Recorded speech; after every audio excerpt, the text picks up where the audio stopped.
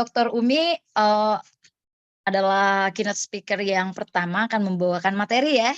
Okay, sure. Iya, yes. Dan jadi mahasiswa, come on, info-info ya di grup kelas ya, di grup angkatan, ayo join segera. Okay, so is my voice clear? Check. Yes, ma'am. Okay. Yes, very clear.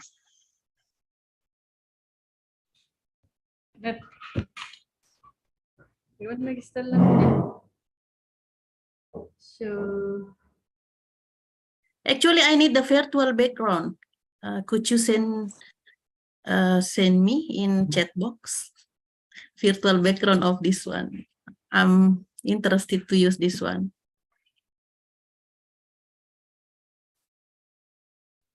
Okay, ma'am. Yes.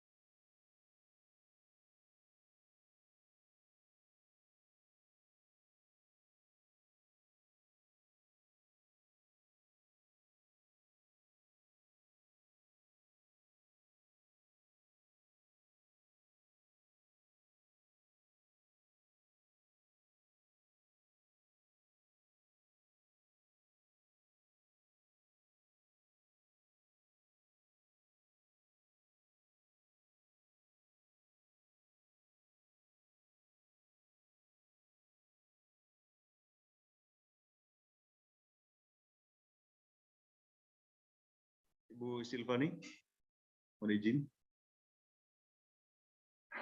Sudah bisa kita mulai opening prayer by Ibu Susi Teko Patanduk MPD, boleh? Okay. Yeah, thank you. Okay, let's begin our national webinar of English Education Study Program. Today, Saturday, the 26th of August 2023, with strengthening literacy skills and independent learning in the era of society 5.0. Shalom and Assalamualaikum warahmatullahi wabarakatuh. Honorable to all keynote speakers, students, the committee, and all participants this morning. Okay, before we start our national webinar this morning, Ms. Susi Teko Patanduk will deliver us by opening prayer. Time is yours. okay, thank you, Miss Silvani. Good morning. Before we begin our seminar today, let us pray. Our Father in heaven, thank you for healthy body and mind. We gather here today for the seminar, grateful for the opportunity to learn and grow. Bless our speakers with wisdom, our participants with open minds, and our discussion with depth and insight. We are thankful for the chance to come together, and we ask for your presence to guide us throughout this seminar. In the name of Jesus Christ, we pray. Amen. Amen. Thank you. Okay, ladies and gentlemen, and all participants, we will enter to the first keynote speaker for the first presentation and delivered by Dr. Umi Khairati Syam MPD. And the moderator for this session is Miss Normalia Sirande, MPD, time's yours. Hello, good morning. Good morning. Okay. Can you hear me? Yes, of course. Okay. Well, thank you. It's an honor for me to be the moderator for today. Especially will be the moderator for the first speaker, yeah.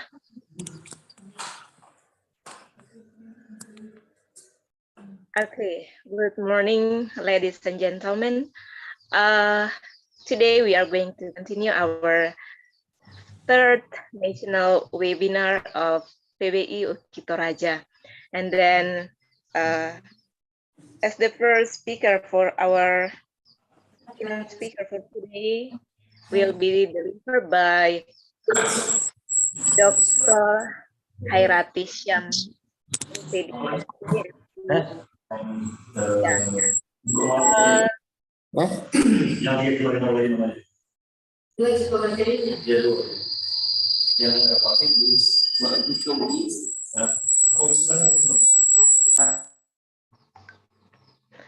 Okay, thank you. Yeah. Our speaker for today is Dr.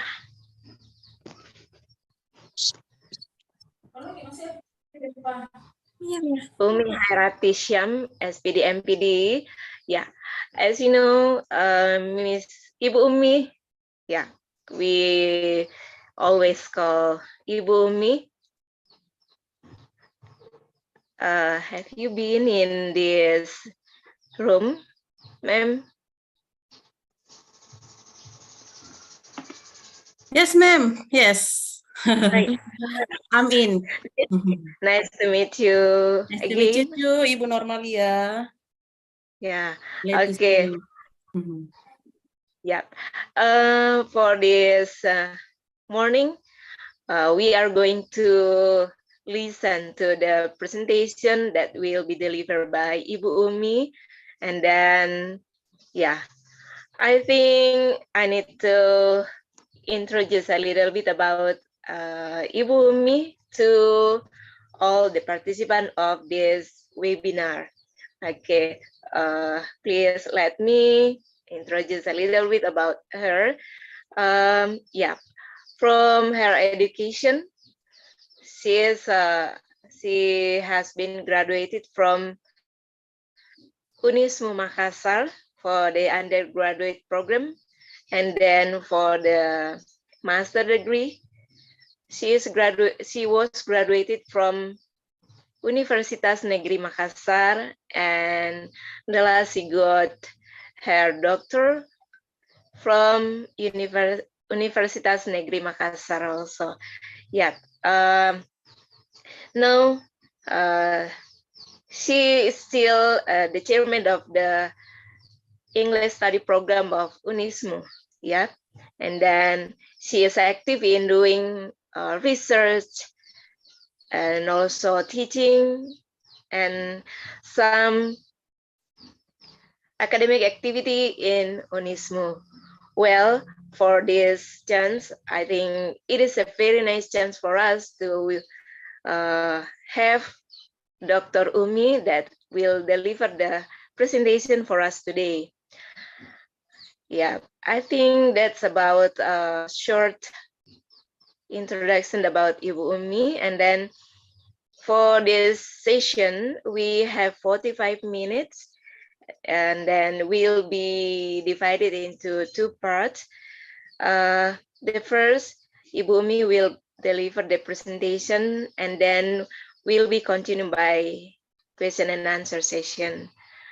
Okay, for the participant, if you have their questions during the presentation, you may write on the chat box. Okay, now it is time for us to listen to the presentation of Ibu Umi. Okay, Ibu Umi, the floor is yours.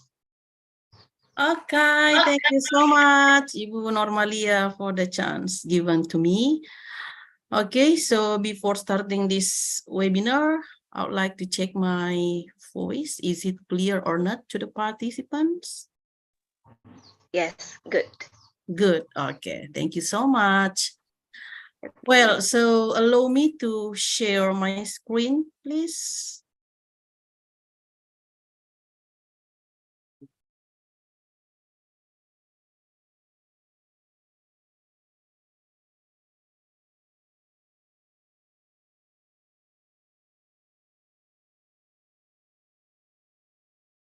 Okay, so do you see my screen? Yes. It's already show in your screen too. Yes. Yes, Yes, yes. Okay. Well, okay. For the first one, thank you so much for PBI Oki Toraja to invite me in this webinar, in this great webinar, national webinar. And then for this time, I would like to present about the multiliteracy pedagogy in teaching reading in higher education.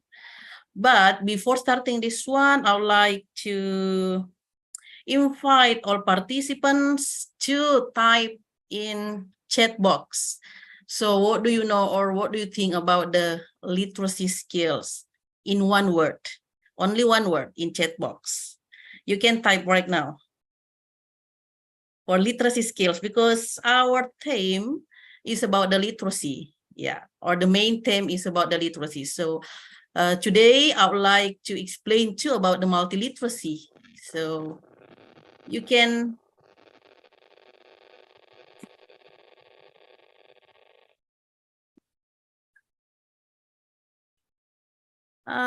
yes, difficult, Angela.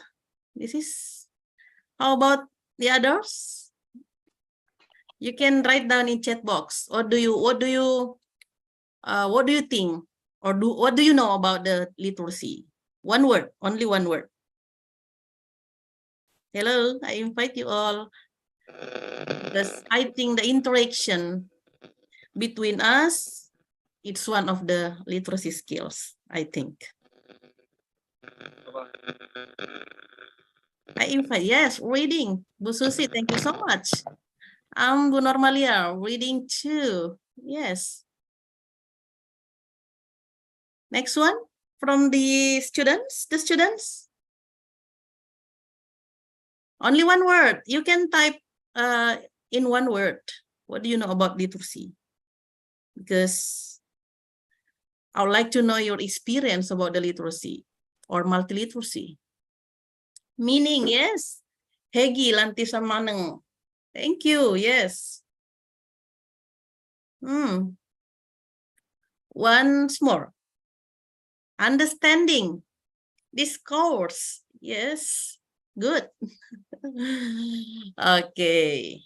Yeah. Thank you so much for your response. So I would like to start my project or my investigation related to the multiliteracy pedagogy in teaching reading in higher educations. Because this is the theme from the committee that I have to provide to you all, yes.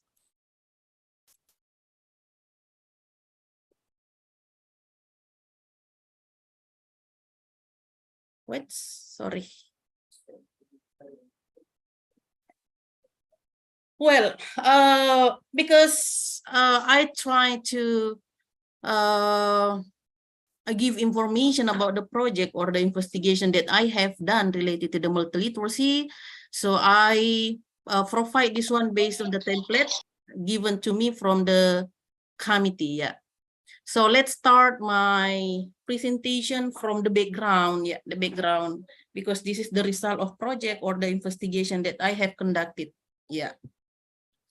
Actually, in the background, I have two concepts here. Is about the theoretical gap and also the practical gap. So for the theoretical gap, I try to found many sources related to these terms about the use of multiliteracy pedagogy. And then I found the Serwaskis and Margareta 2020 in teaching or in instruction in reading in the classroom. As a teacher, we should have a new perspective and also approaches. Yeah. So I think this is the very important one. As a teacher or as a lecturer in teaching reading, especially in teaching reading, we need a new perspective and also new approaches. So this is the theoretical gap or the foundation of why I did this research. And also the second one, based on the ID principles, because it has a strong need to the lecturer and teacher. ID, it means that instructional design, yes, principles. Because without instructional design principles, we cannot manage our teaching in the classroom or in teaching and learning process. So I think ID principles have a strong need to do or to know in our teaching and learning process. And also for the third one, we come to the 21st century learning. So as a teacher, lecturers, instructors, we need a new concept, needs a new models, and also new approaches. So this is the three theoretical gaps become a fundamental one to do the investigation or to do the project, yeah, of this multiliteracy pedagogy. And the next one, we come to the practical gap. Actually, I did this one in preliminary observation, why multiliteracy pedagogy is very important in our teaching and learning. Yeah, based on the observation that I have done, I found that when the teacher teach or the lecturer teach the reading subject in the classroom or in the reading class, yeah, the students feels bored, yeah, or the students boredom. The students feels bored in the classroom. And the second one, I try to observe teacher method or teacher procedure in teaching, and then I found that the teacher cannot find any complete activities in their method when they are teaching reading in the reading class. So based on the interview that I have done, the lecturer method say that I have no idea in teaching reading. Yes. And then the third one, based on the preliminary observation too, that I have conducted, I read some books or many books related to the reading, teaching reading. And then I found that the books, yeah, most of the books do not provide the instructional clue or how the book used to teach the reading subject in the classroom or in the reading class. So this is the fundamental one or the base one why I conducted this project or this investigation. Yeah, after doing the preliminary observation and also reading or find the theoretical gap, I formulated problem related to the problem statement that I have to emphasize, that I have to conduct to overview the process of my research or investigation. Yeah, you know, you can see from this statement that the method of teaching reading are not the same in different countries.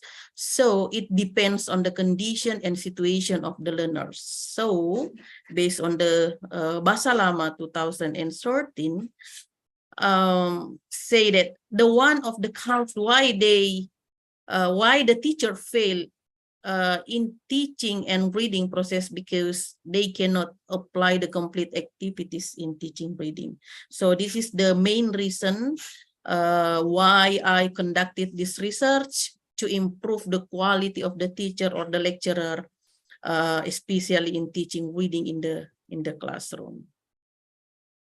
Yeah, and then after that I formulated the research questions from the problem statement that I have stated. Yeah, so I would like to know the level of needs of teaching reading in the classroom, based on the multiliteracy pedagogy, because my focus is multiliteracy pedagogy. So I would like to know the level of needs of the of teacher or lecturer in teaching reading. And the next one, I would like to know the practicality of the multiliteracy pedagogy. And the third one, I would like to know the effectiveness. And then I have conducted this one. I have answered this one, this project, and then I will tell you later. Well, still in why this research matters, because this one is a very important thing, especially in teaching reading to the higher education or university level. And then I think this is a very important thing or a very important component, to know the development of the teachers, the evolving of the teachers, or to make a lesson plan, to make teaching design in the classroom.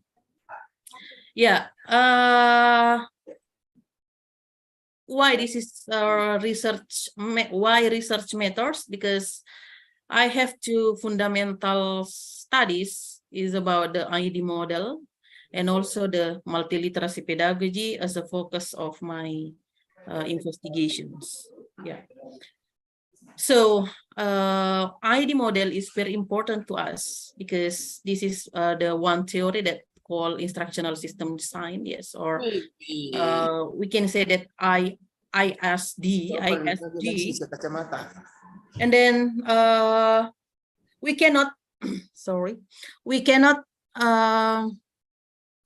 teach to the classroom before doing or before reading this ID instruction model, because instructional design model is very important before creating our lesson plans, before teaching in the classroom, and also before managing our classroom. So ID model should be internalized, should be internalized, should be immersed in our teaching and learning process. And of course, multiliteracy pedagogy. You know, multiliteracy pedagogy, this is the mandates, for the teachers from the New London Group.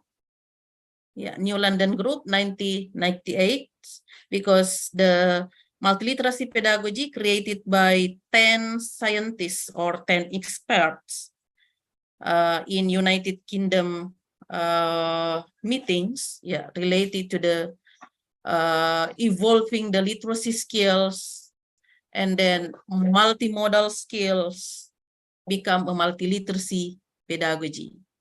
And you have to know multiliteracy pedagogy consists of 4 components. The first one is a critical framing over instruction, situated practice, critical framing over instruction, and transform practice. Okay, let's start to the ID model in teaching reading, because this is the base one, or the main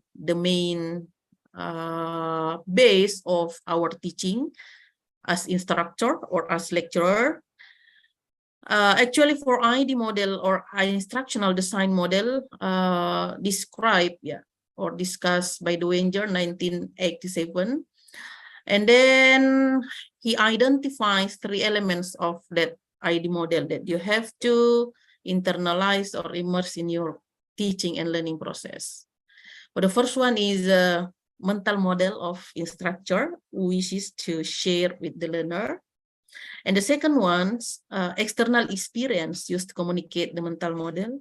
And the last one is the evolving mental model of the learner. Okay, now let's see the explanation one by one for the 3 elements of ID model that you have to apply, or that have you internalized in your teaching and learning process. For the first one, the mental model the instructor wishes to share with the learner. This term refers to the model of domain, model of the students, and model of the communication process. So for the model of domain, so as a teacher, you have to know what is the philosophical terms that you have as a teacher. How do you want to conduct the class? How do you want to teach? How do you want to manage the students? How do you arrange the lesson plan? How do you arrange the learning media? I think this is the model of the domain. So as a teacher, you have to know it, you have to apply it. So before teaching, before engage to the students, you have to, before engaging to the students, you have to be the model of the domain. Yes. And then the next one is the model of the students. So before teaching to the reading class, for example, you have to know the level of your students. You have to know the cultural of the students. You have to know what is the condition or the situation of the students. Because based on these needs or based on this situation, you can make a well-designed lesson planning. And also the next one is a model of the communication process.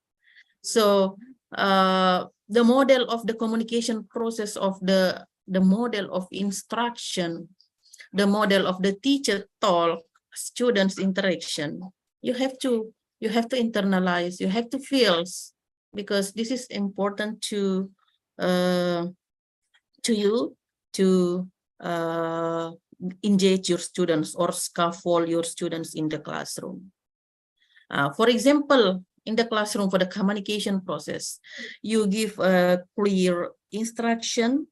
If you give them an assignment, if you give them a homework, if you give them activities in the classroom, you have to give a clear instruction to them, clear assessment for them, and then clear activities for them. So this is the mental model for the instructor wishes to share to the learner.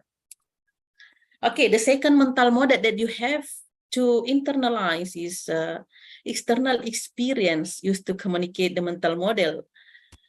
refers to the distinction between the expert and the learner's mental model. So you have to make a differentiate with which one is experts of the learners, and then which one the learners. Yeah. So you have to make the distinction because they have a different experience. They have a different knowledge. They have to different. They have different what is situation. So you have to make distinction between them. And the next one, the mental model that you have to internalize is the ability to describe classes of design teaching and discuss them in professional discourse. So I think for the knowledge of science, we can say the in bahasa like pembelajaran ilmiah, yeah, based on the data, based on the reference, based on the fact, and then based on these terms, you can design the teaching, make a well-designed lesson plans with a professional discourse. Yeah, professional discourse. Yes, in bahasa pembelajaran berbasis ilmiah. Yes, you can internalize this for your teaching and learning process. Well, now we come to the multiliteracy pedagogy. Yeah, I have explained this one about the literacy skills. Yeah, you know, actually multiliteracy pedagogy, the umbrella of this multiliteracy pedagogy is literacy or literacy skills. And you know, there are in 21st century learning right now that we need literacy skills to handle our life, to have our life in this world. Literacy skills is very important. And in teaching and in learning process, literacy skills break down by the scientists to multiliteracy pedagogy. And then the importance of multiliteracy pedagogy is to communicate, and then to know the cultural concept, cultural context in linguistic diversity and globalized society. So multiliteracy pedagogy is a wide range of pedagogy of teaching, but we coin in 4 elements here to internalize or to engage our students in teaching and learning process.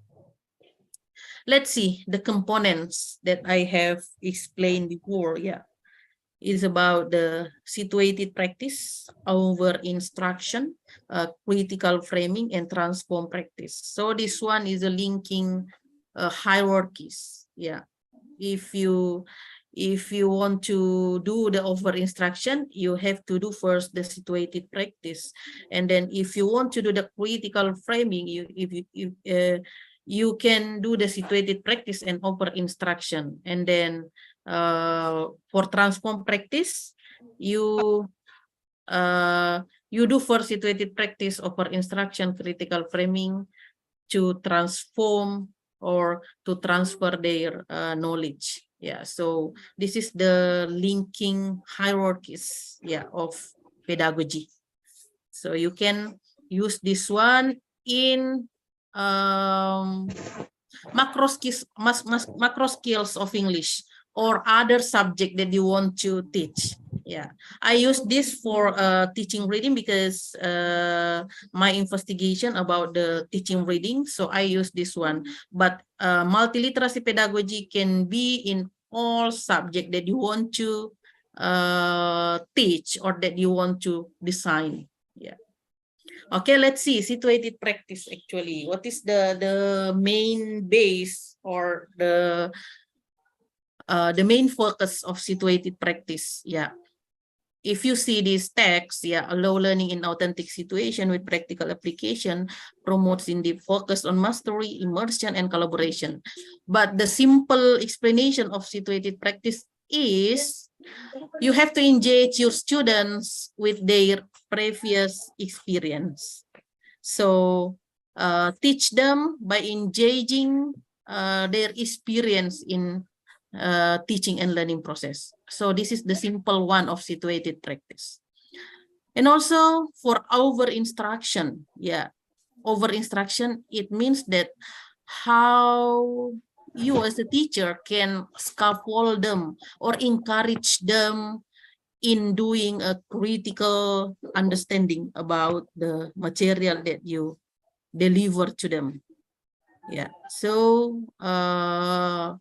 over instruction is scaffolding way or engaging them. The simple in bahasa is pendampingan, yes, scaffolding, pendampingan in group or in individual situation. And also critical framing, you can engage them to find new information or unfamiliar terms from the text maybe, or reading text if you teach reading. So you can engage them to find unfamiliar information in different contexts. So this is a critical framing. And transform practice from the explanation, learner engage in reflective practice, derivative, personal goals and values.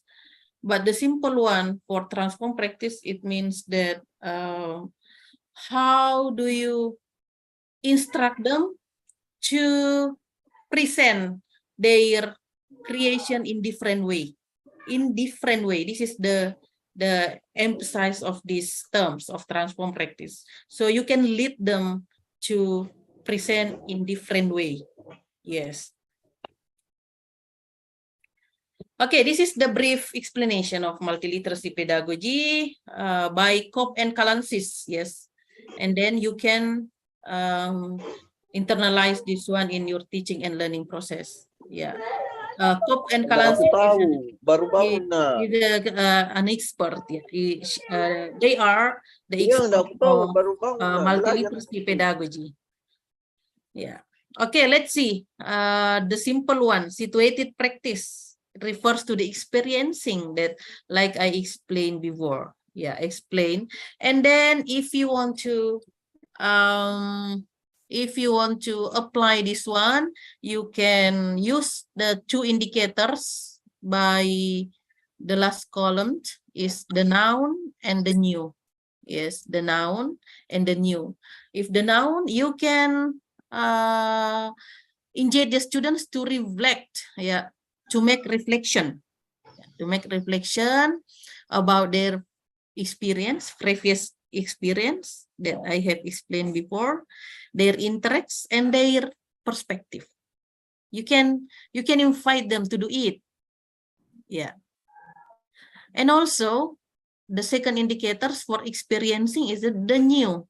The new, it means that you can guide them, yeah, to observe or to take part something in unfamiliar to the new situation or contents based on their experience.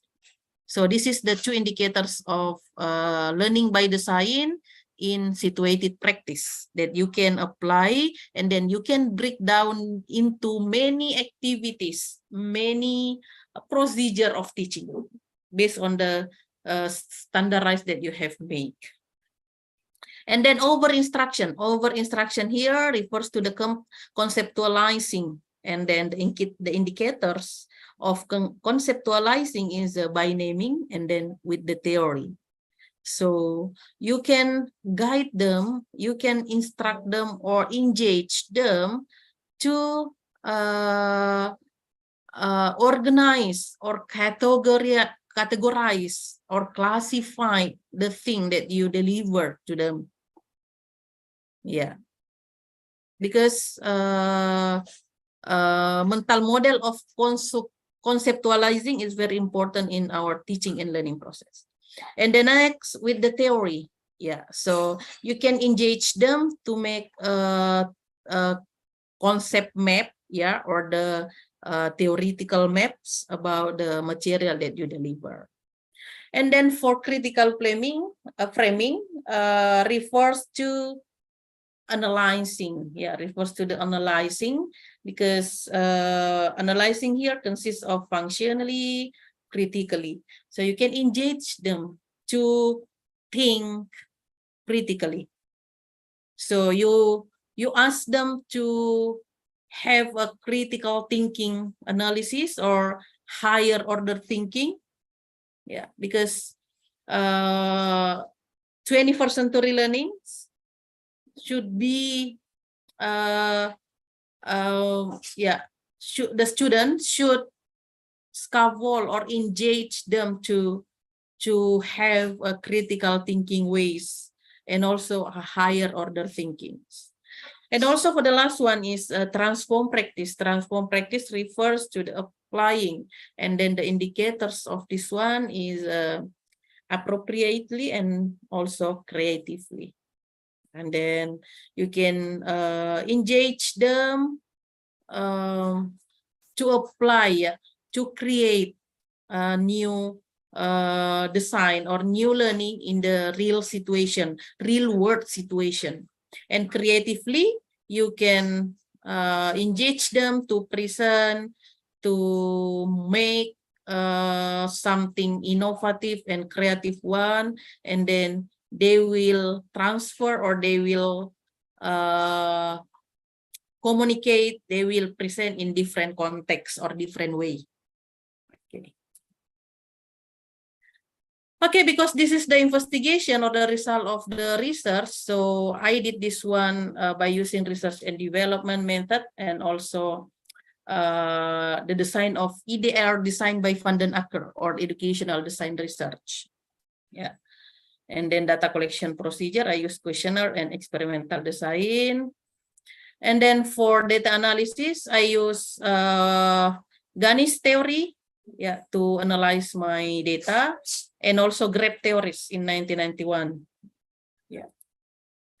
Okay. Yeah, this is the result for the question number 1, question number 2 and 3.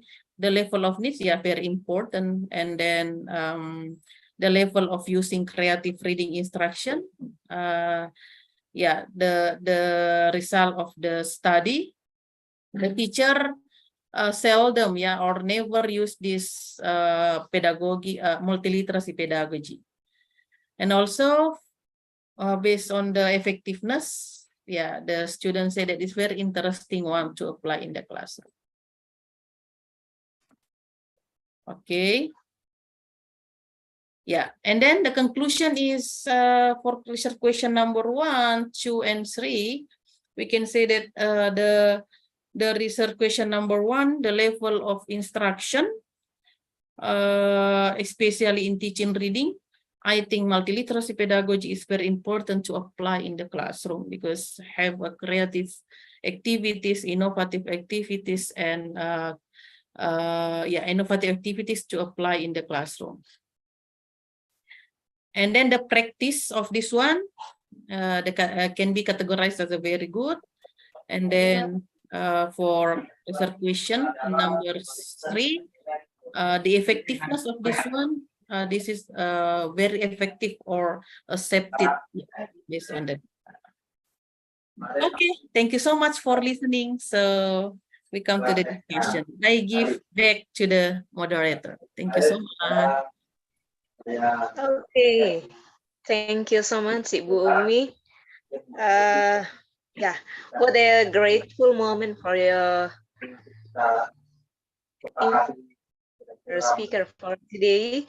And then thanks for the presentation about ID models and multiliteracy pedagogy in teaching reading in higher education. Yeah, for me myself, I think it is very interesting topic that you have been delivered to us. And then I hope that it will motivate us, especially for the lecturer and English teacher, to apply these models in teaching English, yeah. Because Ibu Umi said to us in this presentation that we can apply these models, multiliteracy pedagogy, in teaching English for general, maybe in Subject. teaching, like for me myself, sometimes Speaking, I yeah. teach vocabulary, in teaching writing, in teaching speaking. Yeah, so let's explore about the use of multiliteracy pedagogy in teaching English in our teaching. Well, now we come to the question and answer session. Please, for the participant, if you have any question about this very interesting topic, please give your answer.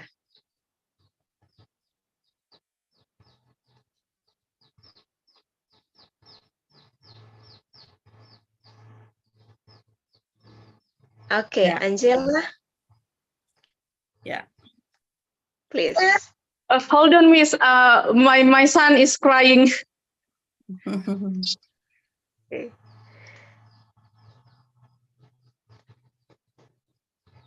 Well, in the chat, yeah, in the chat box, we have a question from Bapak Marcus Deli Girikalo, ma'am. Oh, yes. Very interesting. Yeah. Thank very you, Ibu Judy.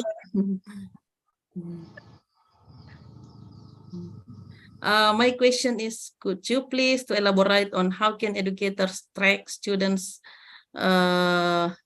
multiliteracy skill progress over time? Yes, of course, Pak Marcus, Pak Deli, Pak Dr. Deli. Dr. Deli. I call him Pak Dr. Deli. Yes. Yes, I think multiliteracy pedagogy can be apply in many situations of our teaching and learning process, because there are many activities, there are many terms as a lecturer, as a teacher, we can explore. So actually, I can justify that multiliteracy pedagogy support Merdeka Belajar, Kampus Merdeka, because the activities of multiliteracy pedagogy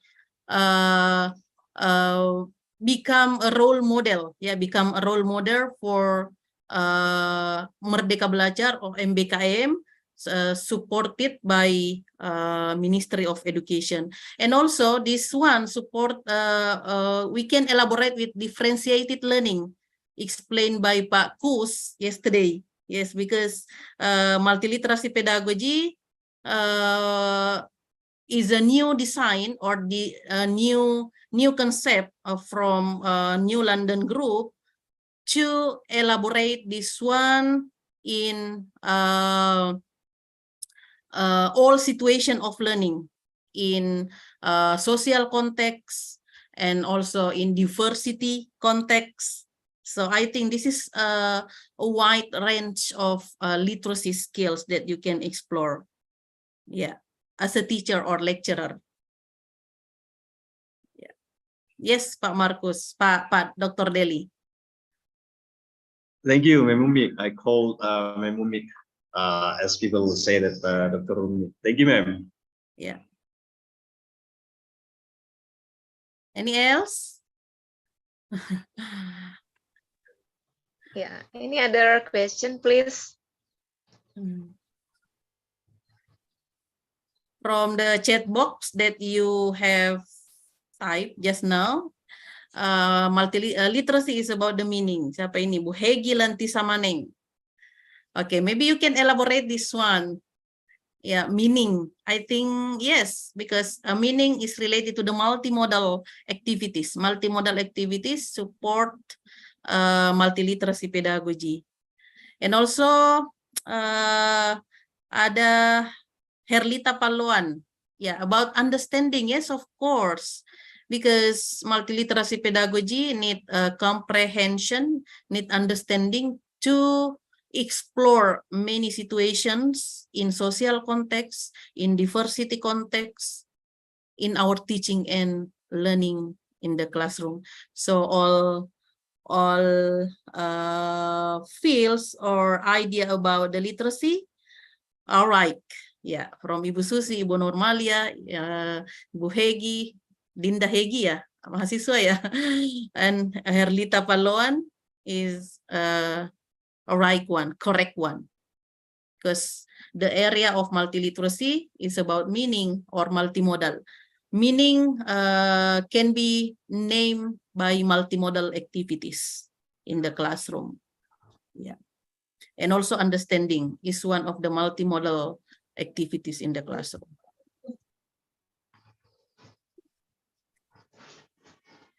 Yeah, Ibu Angela raise hand. Ibu. Yeah. All right. Thank you, Miss. Thank you. Good afternoon. Okay. I was a teacher in the higher school, Miss, and then I got a problem in teaching. What is that? Mixed ability students.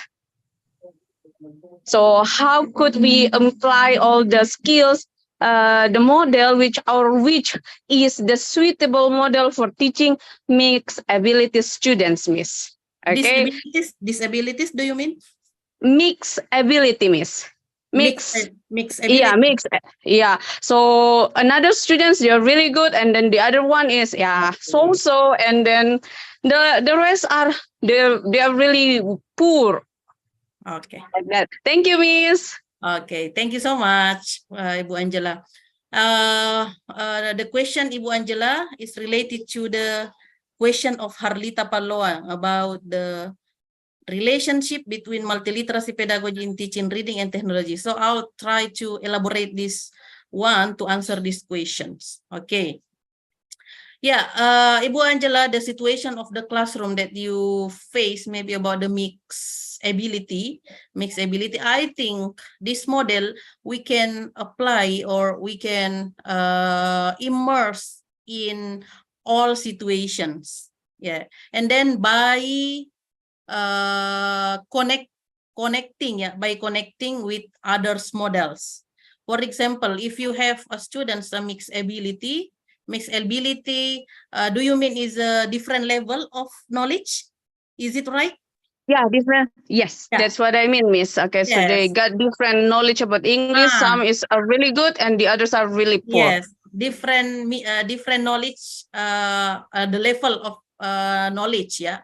So you can mix this one with differentiated learning, but you can grouping them not in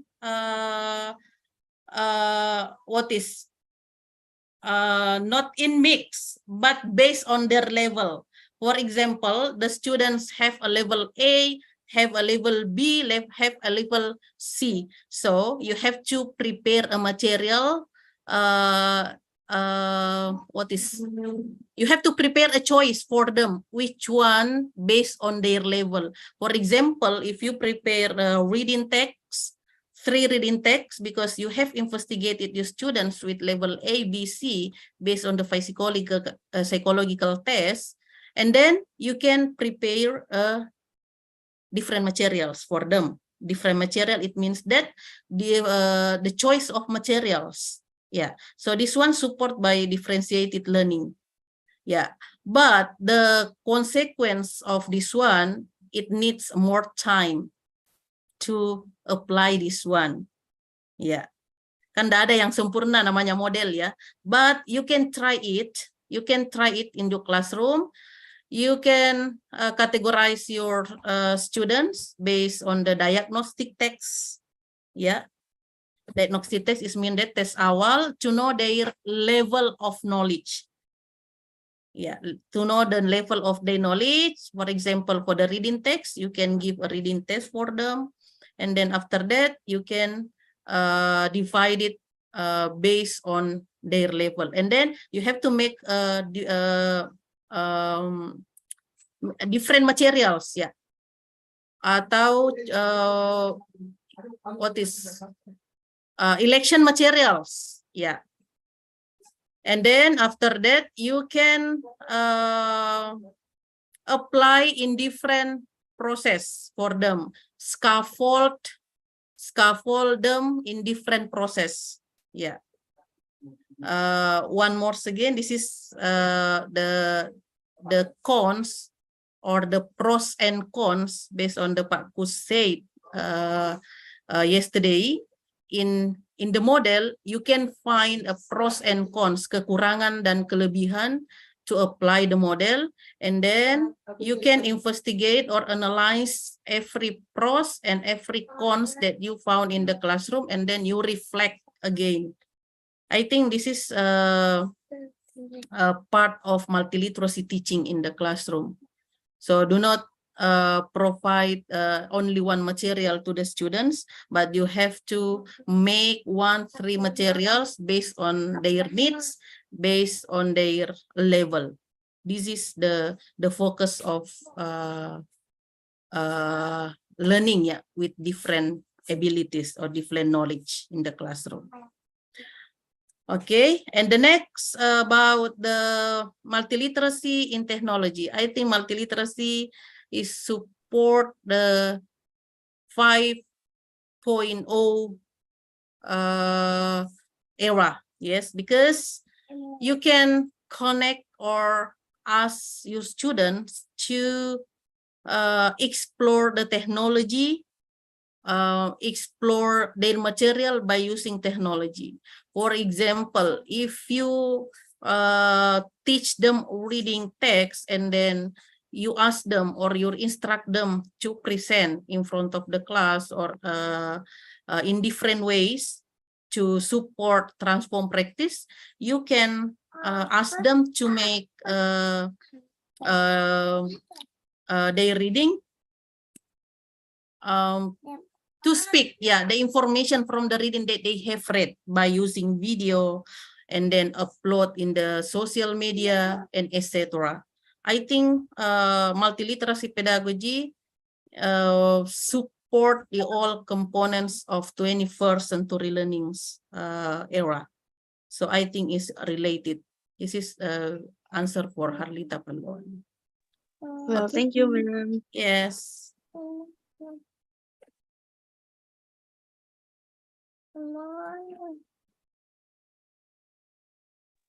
Yes, thank you, Miss.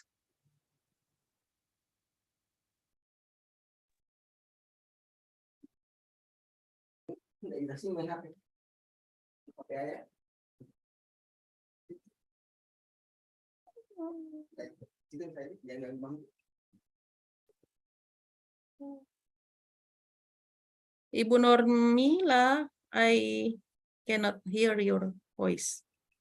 Oh, sorry. Yeah, thank you. Yeah, because of the limited time, so yeah, maybe in the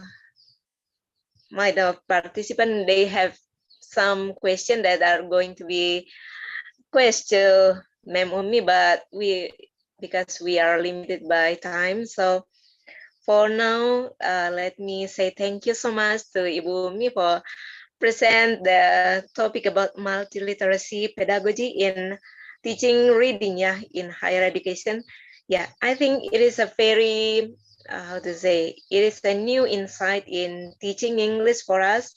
So let's elaborate more, practice more, and then, yeah, let's conduct a research about multiliteracy pedagogy in our teaching activities. Well, as the closing of our session for this morning, I invite Ma'am Umi to give some closing statement, ma'am, please. Okay. Well, for the first one, I would like to say thanks again to the PBI of UKI Toraja for inviting me in this webinar. It's a great chance to me as a invited speaker. And then for the material that I have delivered, that I think you can use a multiliteracy pedagogy to immerse your classroom, to engage your classroom, to make a meaningful learning, and then to make your students best for the future career, because this is this multiliteracy pedagogy support Merdeka Belajar Kampus Merdeka. So thank you so much. Okay, thank you, Ma'am Umi. Now, maybe Ibu Rensi, we need to take picture for this session. Ibu Rensi, please. Okay, ma'am. For all participants, please turn on your camera, please.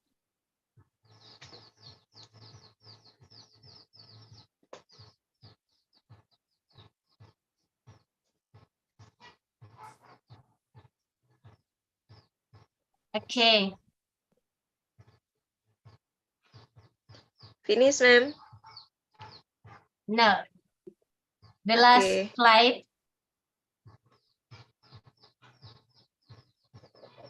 Okay, thank you. Thank you. Okay, thank you, Ibu Rensi. Um, Thank you so much, Ibu Umi. See you again ya. Thank you, in Ibu Umi.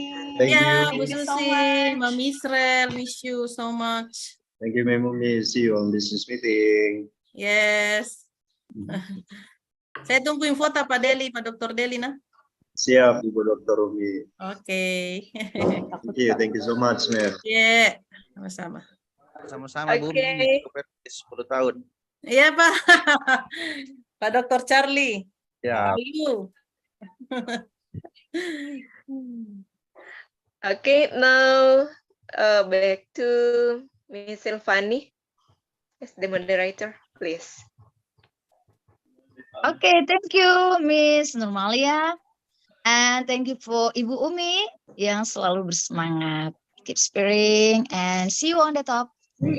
Okay, ladies and gentlemen and all participants, we will continue to the next keynote speaker. Actually, on this session, there are 3 keynote speakers on parallel presentation. There are Dr. Victor Siumarlata MPD, Dr. Israel Nanisalata MPD, and Dr. Charlie Baka MPD. And I invite the moderator, Dr. Anda Rachel MPD. Time is yours, ma'am. Okay, thank you, Ms. Silvani. Good morning, everyone, ladies and gentlemen, and all the participants who still active join our national webinar today. First, important information that today we are going to divide it 3 times 2 for keynote speakers. So now just panel session, and the last, Dr. Charlie will be led by Ibu Susi. Okay, yeah. Next, may I have your attention, please? Our webinar about it we will begin. Please have a nice seat. Thank you very much for joining in our second day of national webinar held by English Education Study Program, Toraja Christian University of Indonesia. Respectable all the keynote speakers, presenters, and all participants of this national webinar. I am Rahel, the moderator for this panel session with 2 keynote speakers. I am very pleased to see you here and welcome all of you to this session. Our keynote speakers are Dr. Victor Sumarlata, MPD, and Dr. Yusril Nanisalata, MPD. I'll tell a little bit about them. They are from UKI Toraja. They have received their bachelor degree in English education at UKI Toraja and taken their master and doctoral degree at Makassar State University. Dr. Victor Sumarlata, MPD, has published his research. He has published many his research, but for this time, I just read 3 of his research. Factors influencing the students' interest in reading English text at English Department of UKI Toraja, the spelling proficiency of the 4th semester students of English Department FKIP UKI Toraja in writing paragraph, and the last one, identifying the language requirements of English for tourism at UKI Toraja. Dr. Yusril Salata, MPD. He has published her research too. Many her research had published, but for this time, I just write 3 of them.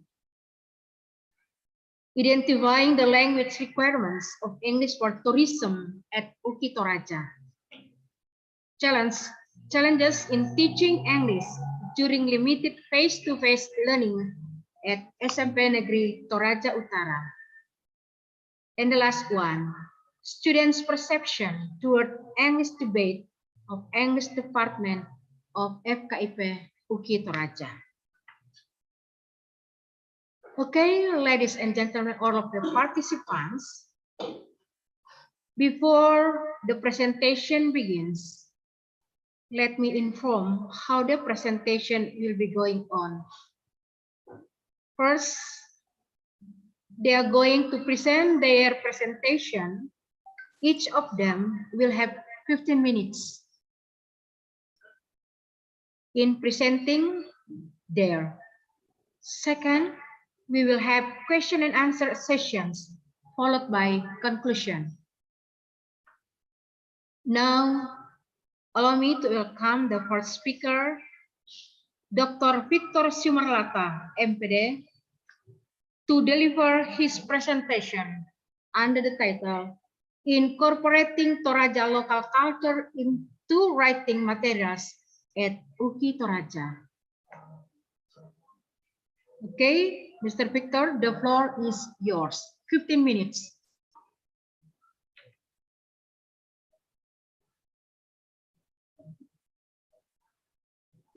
Thank you very much for this great opportunity for me to present the result of my study some time ago. Ladies and gentlemen, allow me to share my presentation. Sorry.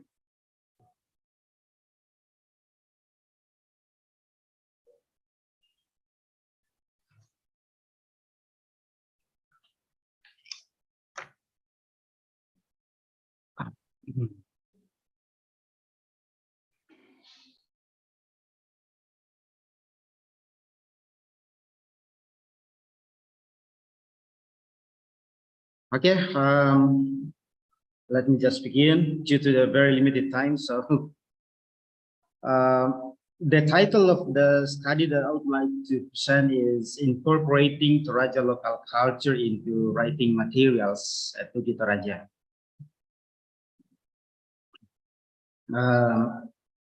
Some points that became the background of the study is that the first one is as writing is essential for academic success.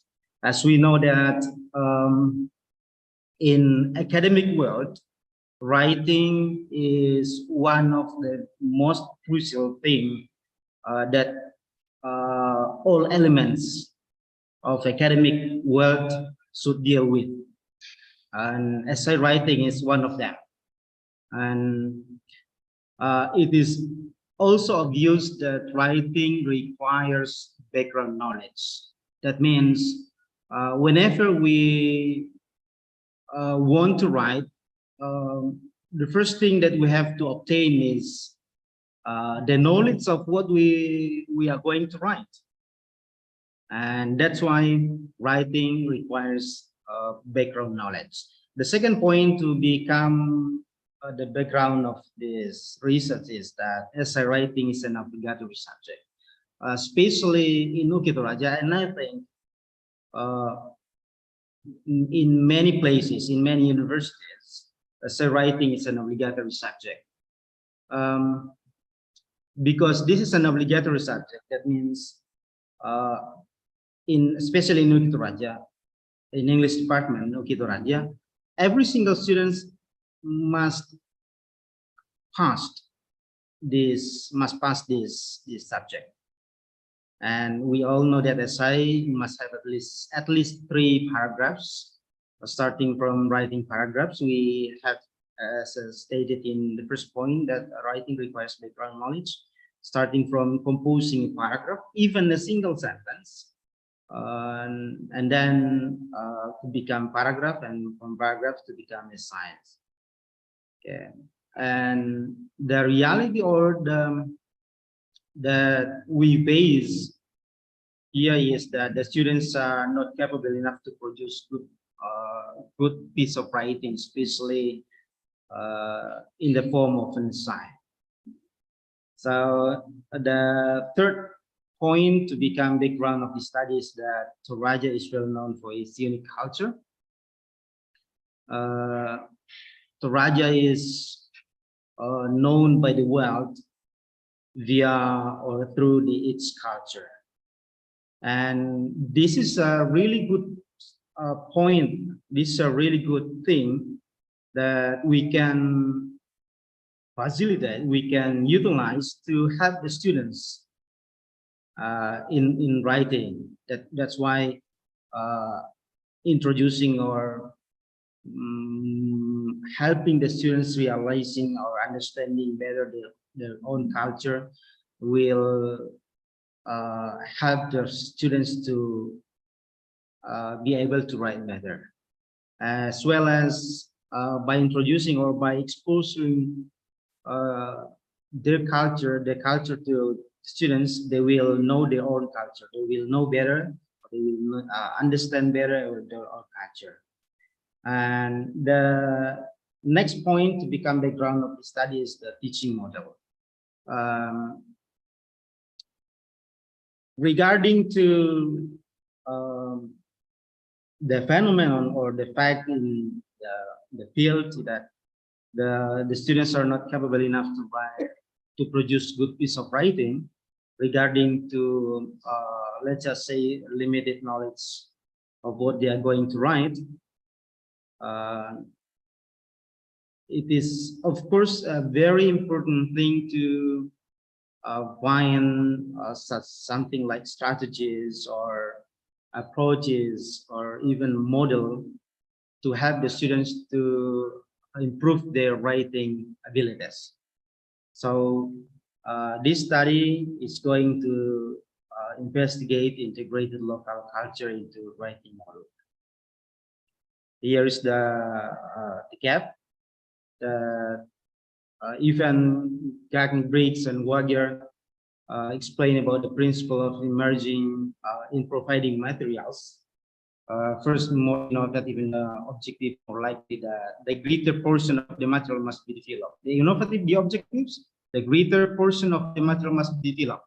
The second one is developing materials is almost always expensive. And the third reason and the fourth reason. So there are still some questions regarding to the existence of material provided by the lecturers who teach writing in Ukito Raja, such as whether or not the materials are suitable or to fulfill the students' needs, and whether or not the objectives are appropriately stated with the goal of the teaching subject, or whether or not the materials are appropriately applied, and so on. And that's why this research focuses on investigating the way local culture is incorporated into essay writing materials. As you stated previously, that the objective of the research is to find out the way the lecturers incorporate a local culture of Toraja into essay writing materials used at English department of Toraja. That's the first objective of the research. Then the second objective is to find out the way the lecturers apply local culture material in teaching essay writing. So the first one is to find out the way to incorporate local culture, and the second objective is to find the way the lecturers apply the result of the local culture material incorporated in teaching essay writing. And here is the result. The first result is relating to how lecturers incorporate local culture of Toraja into essay writing materials. The first point that is the first thing that was obtained from this research is how lecturers incorporate local culture is first they define the aim. The lecturers define the aim. Define the aim of what? Of course, as we know that every single subject must state the aim first. So in incorporating local culture conducted by the lecturers, they define the aim first. So the second one is adapting teaching materials. Adapting teaching materials here means, of course, there are two things stand face one another. The first, on one side, writing our essay materials, and on one side, local culture. So to bridge the two things together, the lecturers adapt the teaching materials. So at the same time, they have to teach essay writing, and they also have to introduce the students to the local culture. And at the same time, they use the local culture in the teaching materials. So there should be an adaptation on the teaching materials that the lecturers should teach in the class. And the third one is introducing local culture through reading texts. One way that the lecturers used to incorporate local culture of Toraja into essay writing materials they use in the class is to introduce local culture through reading text. The lecturers give texts to the students that the students read the text. The text contains all things about Toraja, local culture. The fourth point is that local culture interaction. Interaction here means not only the students interact with the text, with the culture through the text, but also through the videos. They also are assigned to watch videos, and not only that, the students are also assigned to ask people around them who know more about the culture. Perhaps they ask their parents, or they ask the persons who know well about Torajan culture. The fifth one is that facilitating students to write essay. By using the local culture topics, The students are facilitated by the lecturers to write essays. After introducing local culture, after interacting with the local culture, of course, the students will get more knowledge about their own culture, and using their knowledge on that, they compose their writing. They compose their essays. The sixth point that the lecturers do in incorporating local culture is that wrapping up in materials. Wrapping up means here means the lecturers need to see the students writing, and the lecturers give feedback, and then the students will get improvement of the writing through the feedback that the lecturers give. And the last point that the lecturers do in incorporating local culture is giving assignment. Of course, one inseparable thing from studying is assignment. And here, giving assignment, of course, the students are assigned to do things relating to culture.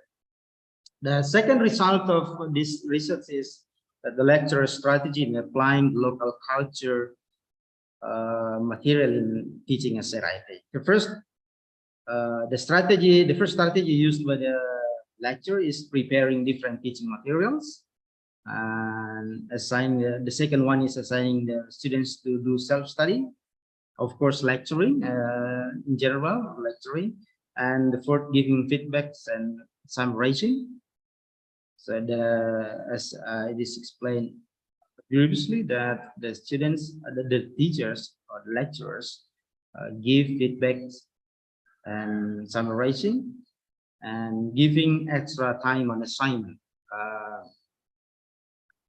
In case the students cannot finish their assignment on time, the lecturers give extra time on assignment.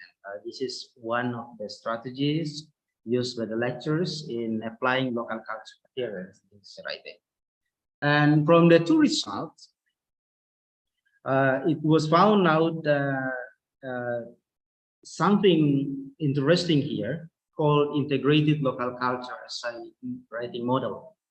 That is a model where integrated strategy to teach students in composing essay based on local culture. What is meant by integrated here will be explained one by one through this figure, because I have very limited time. Well, this is the ILC writing model. First one, adopting general writing procedure that contain ideas and experience relating to the culture. And the next is adapting general local culture materials, orienting local culture texts. Next is local culture resources interaction, supplementing local culture materials, wrapping up the materials, and local culture assignments. The 8 things are called integrated local culture essay writing model. We are going to talk one by one. Let me explain one by one.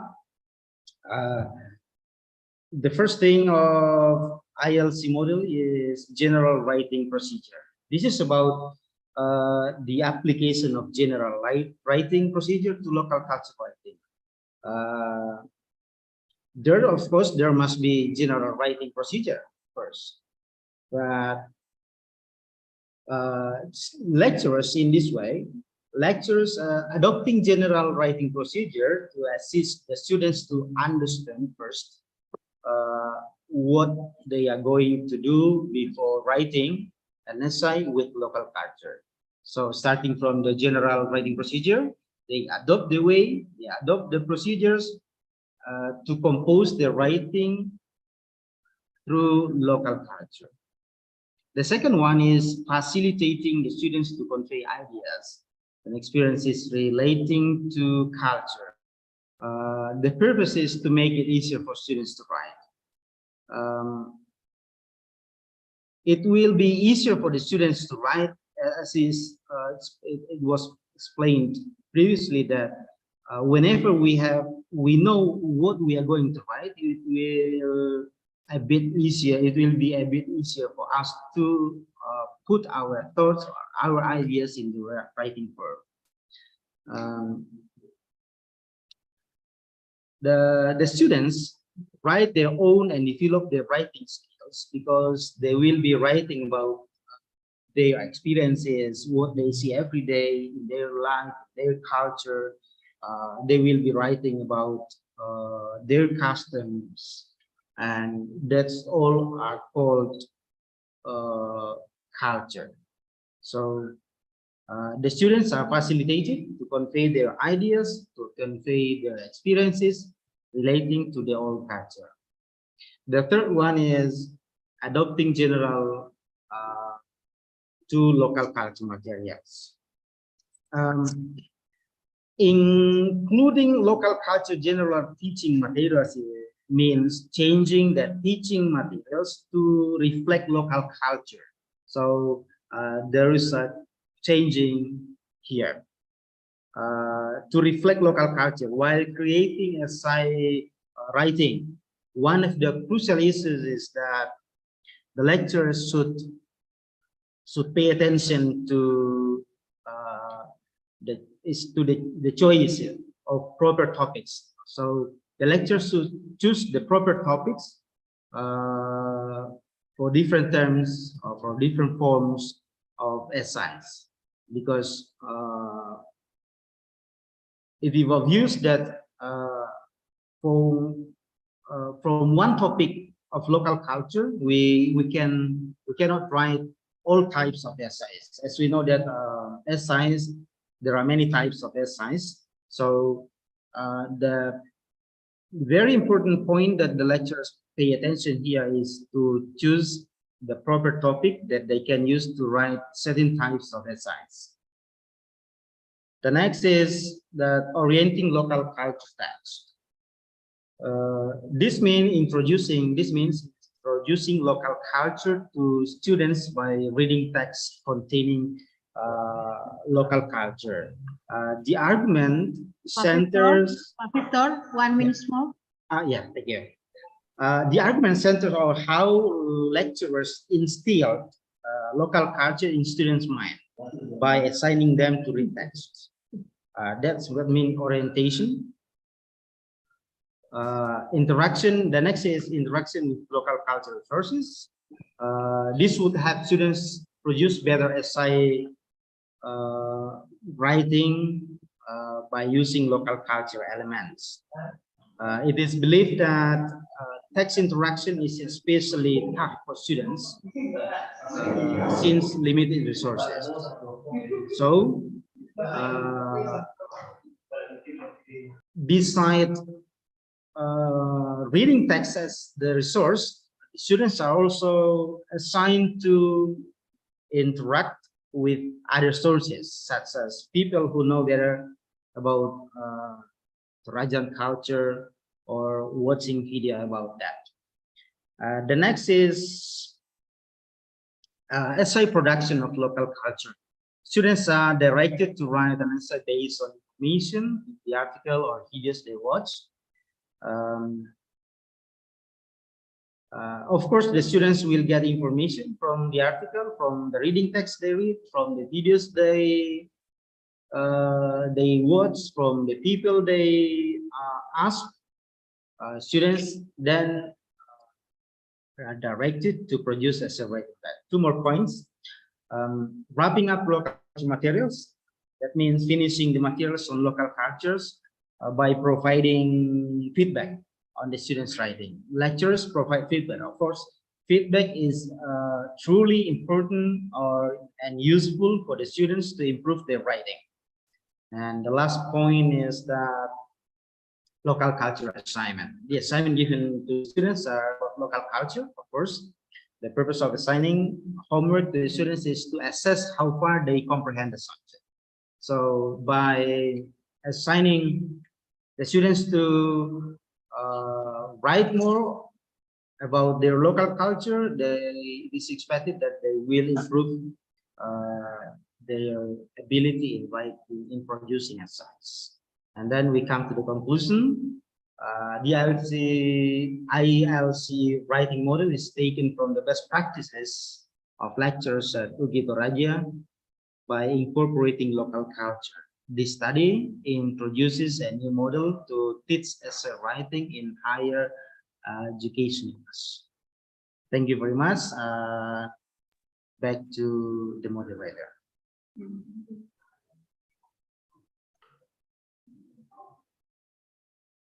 Okay, thank you very much, Pak Victor, for giving us such informative and interesting presentation. Let's move to the second presenter, Dr. Yusril Salata, MPD. Yeah, 15 minutes to present your topic. The floor is yours.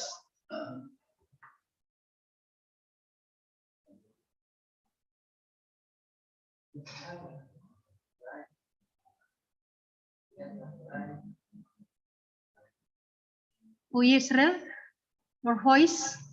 We don't hear your voice. Time is yours. Okay, thank you very much for this chance given to me. Yes, clear. Yeah, good morning, ladies and gentlemen. It is an honor for me to be the keynote speaker in this webinar. To shorten the time, I'm going to present one of my research a few months ago, and let me share my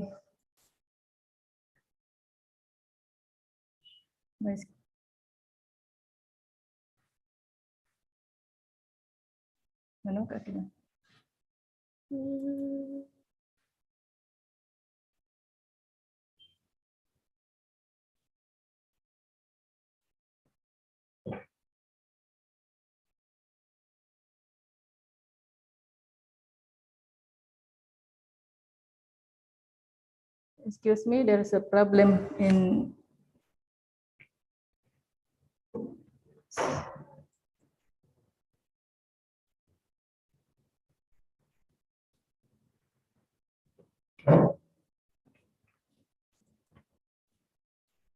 share screen dulu.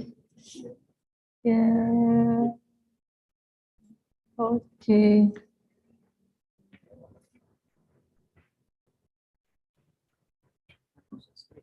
Ya.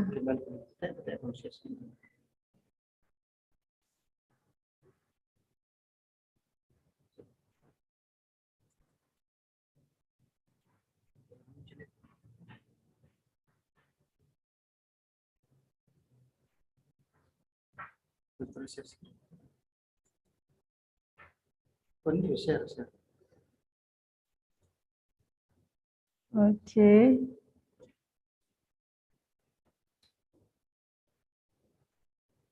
Do you see my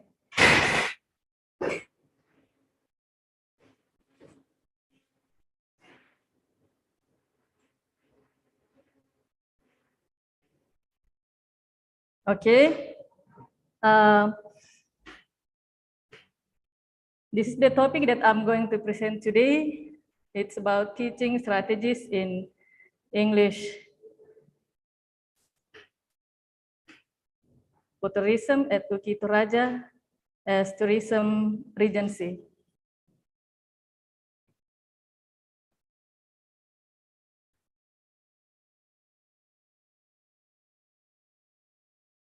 Well, excuse me, do you hear my voice? Hello?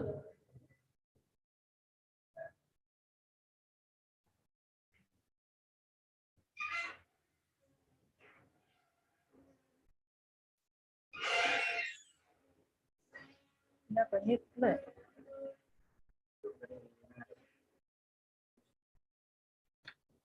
Ini Layar ini. Kamera. Silau.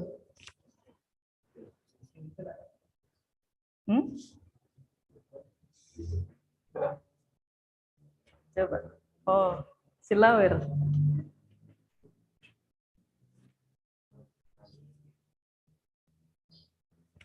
Oh. Sama. Back camera. Kameranya ini. Iya. Coba.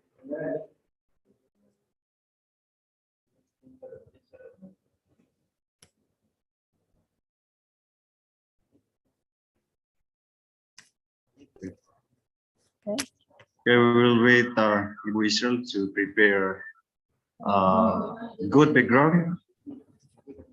So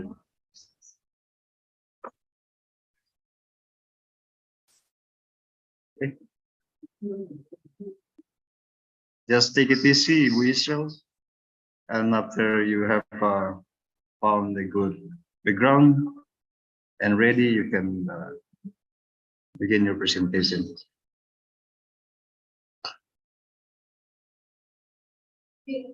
So all the participants, all the audiences, we are waiting for Ibu Israel to find a good background to give the presentation. Thank you.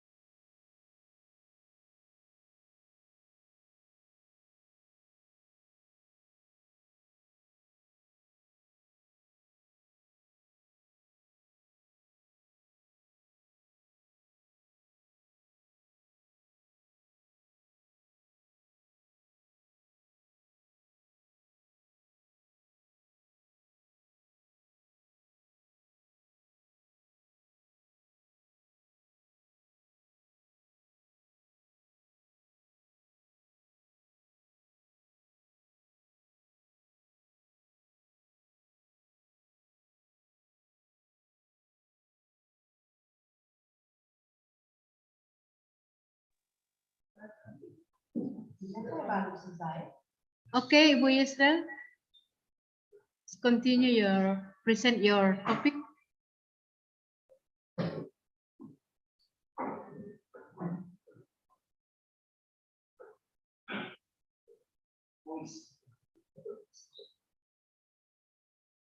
Bu Israel, your voice, Ibu Israel.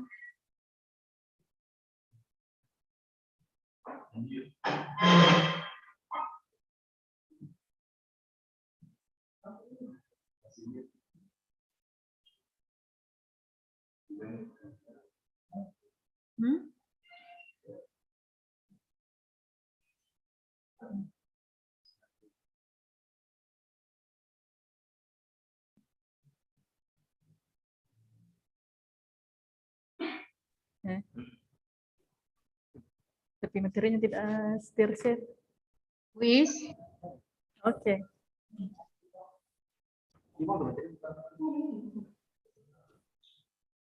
Mana tidak kulihat. Oke.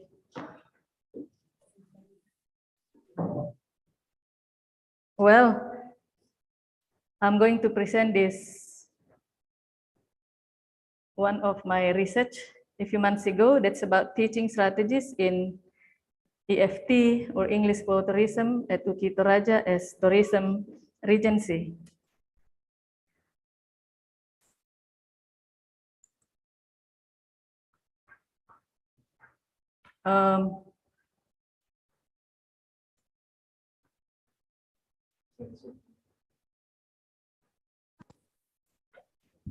Okay.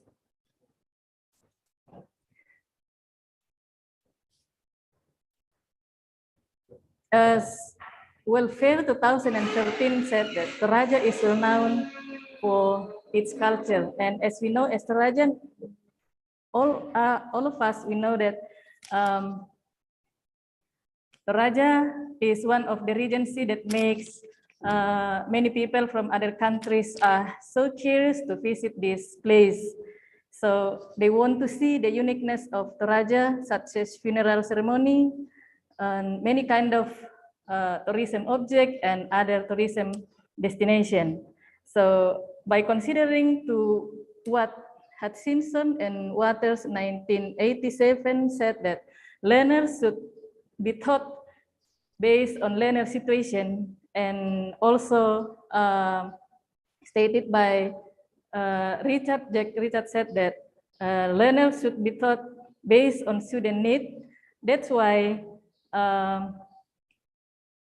we as lecturers at UKI Toraja at English department realized that the students who graduated from English department at UKI Toraja not only expected to be a teacher, but also they are expected to be able to do or to work in other places, in other sector, like they can be able to work in other fields such as a hotel or tourist information. They can be a guide and they can work in other tourism sector. So in 2010, EFT are taught at UKI Toraja as optional subject, but during the time we realized that actually our students, most of our students, or 99% our students at English department are Torajan, the students of Torajan. So in 2020, this course as a mandatory subject, because we realized that all of them, or all the students are graduated from English department, they have to know all about tourism in Toraja. And to fulfill the students' need as Torajan, the lecturer implemented local content as tourism materials in English for tourism class. So in this subject, the materials not only the general of tourism, but they collaborate, they include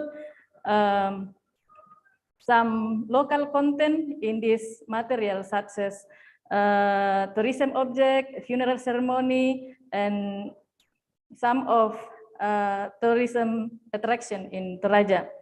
And based on this, I wanted to see how the lecturers implement these materials on English for tourism as one of the regency. And that's why I wanted to see the strategy that the lecturers use in implementing this local content in English for tourism. And the objective of the research is I wanted to find out the teaching strategies used in English for tourism subject at UKI Toraja as tourism regency. As I said that I wanted to see how the lecturer implemented the strategies, how the lecturers implemented the local content in this subject. And this is the result of my research, that the teaching strategies that the lecturers use here is that there are 8 strategies that the lecturers implement or use in teaching these materials in EFT. The first one is self-study. The second one is visual media. The third one is field project. The fourth one is collaborative assignment. The next one is real life situation. And the fifth is conversation practice. And the next is visiting tourism object, and the last is report presentation. Well, let's see one by one. This first strategy is self-study. Conducting self-study here is the lecturer led activities in which students are asked to develop problems, gather knowledge, and create a product that summarizes what they have discovered and learned. And student here can use this at home instead of in class with the lecturers. And the second one is visual media. Introducing local content through media. In this here, the lecturers introduce the local content through media. This is another strategy that used by the lecturers. Media here is something that is used for a particular purpose. In here, the lecturers use picture and also brochure, pamphlet to explore information from the internet sources. And for example, here, a picture or pamphlet about accommodation in a hotel and many kind of tourist attraction. For example, the lecturers are going to teach about reservation in a hotel. So they introduce by using pamphlet or picture about that in order to make the students easy to understand and get the information about that. And the third one is field project. Field project here, giving field project to explore tourism potential around Toraja. By using this strategy, the students can explore tourism potential around Toraja. In here, the students should find the potential around place they visited. So they are asked to going out to find out, to see the potential around Toraja, the tourism potential around Toraja. And then the next is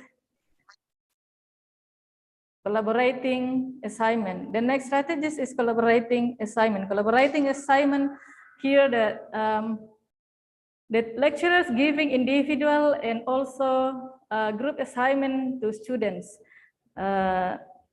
This is given that task assigned to one student or group to be done by themselves.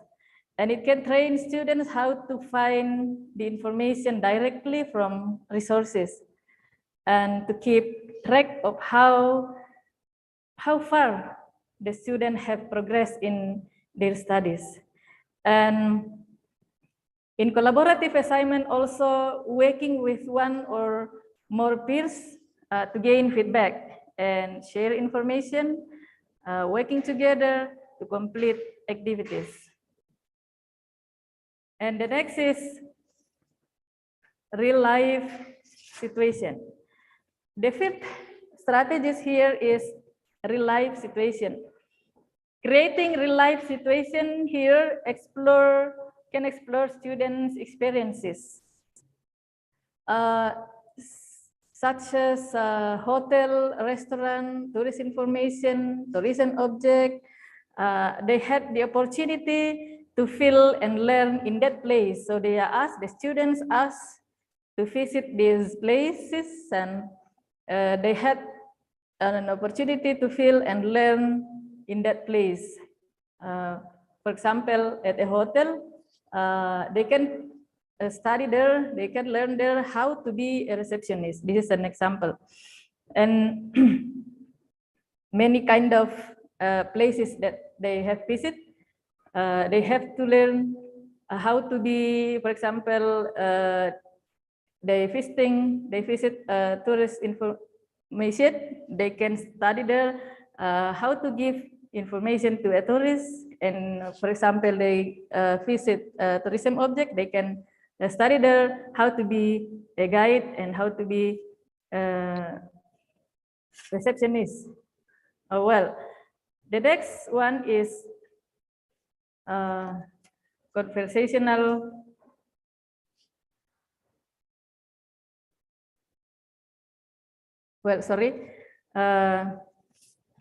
conversation practice. In here, the student do the simulation in the classroom, where they must actively solve problem to their knowledge and to test their knowledge and skills. For example, and here they are practicing how to be a guide. So they take turn to be a guide and the other one be a tourist. So in this class, they do the simulation to practice what they have seen in many places of tourist information. Tourist destination. And the next one is visiting tourism object. Special for tourism object, visiting tourism object here to explore local culture tourism attraction. Here the students are asked to visit the tourism object in Toraja such as Londake, Tekesu, Makula, Pangopango, Boracay, and so on. By visiting the tourism object, they can explore what they see and enjoy in that place. So they can get many information about vocabularies or expressions related to the tourism object they visited. And then report presentation. In this strategies,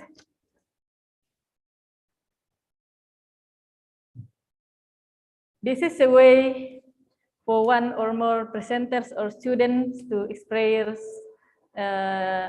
explore their skills and express their thought, idea, and feeling in front of the classroom or the audience. In this time, the student present the report about the result of their project. So all of their project they have done, they have to present in this classroom by doing this report. So by doing this report, they can explore their English skills, speaking and also writing. Well, and this is the conclusion that implementing strategies could assist students to promote their English skills, and activities are effective strategies to be implemented in teaching English for tourism. So we can say that some of the strategies can be used by another lecturers, another subject in teaching, as long as the strategy is suitable for our topic or our materials. I think that's all. Thank you very much, and I'll give back to the moderator. Okay, thank you very much, Ibu Dr. Israel Salata, for giving us such informative and interesting presentation. Okay, well, ladies and gentlemen, now we come to the question and answer session, Q&A. I'd like to have 2 questions from the participants. Please raise your hands or write your question in the chat room. Don't forget to mention for whom you would like to address your question.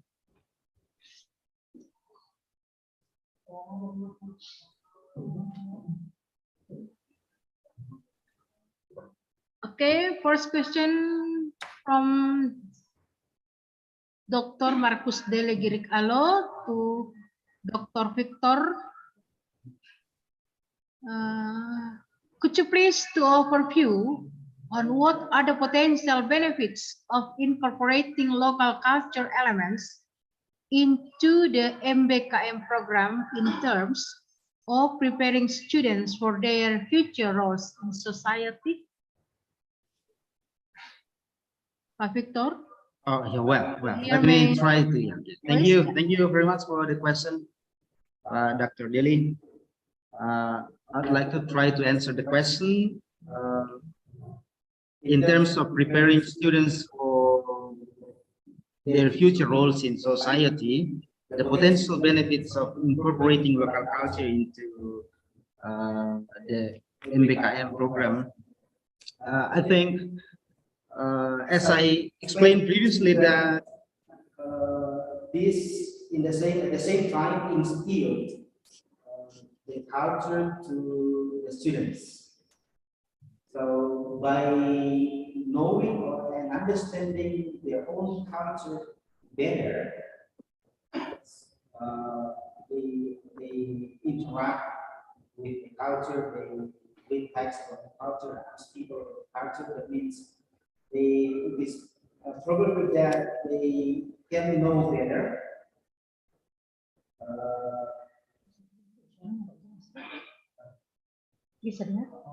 Can they know better about their culture, and they can understand better about their culture by having that point. They can be information sources. At least the students can be information sources to other people that do not know. Victor, unmute. Suaranya tidak jelas. It's not clear your voice. Okay. Thank you. Let me repeat. Okay, is it clear now? Okay, yeah. All right. Well, the future potential benefits in terms of preparing the students for their future roles in society. I think because through this thing, by incorporating local culture into the MBKM,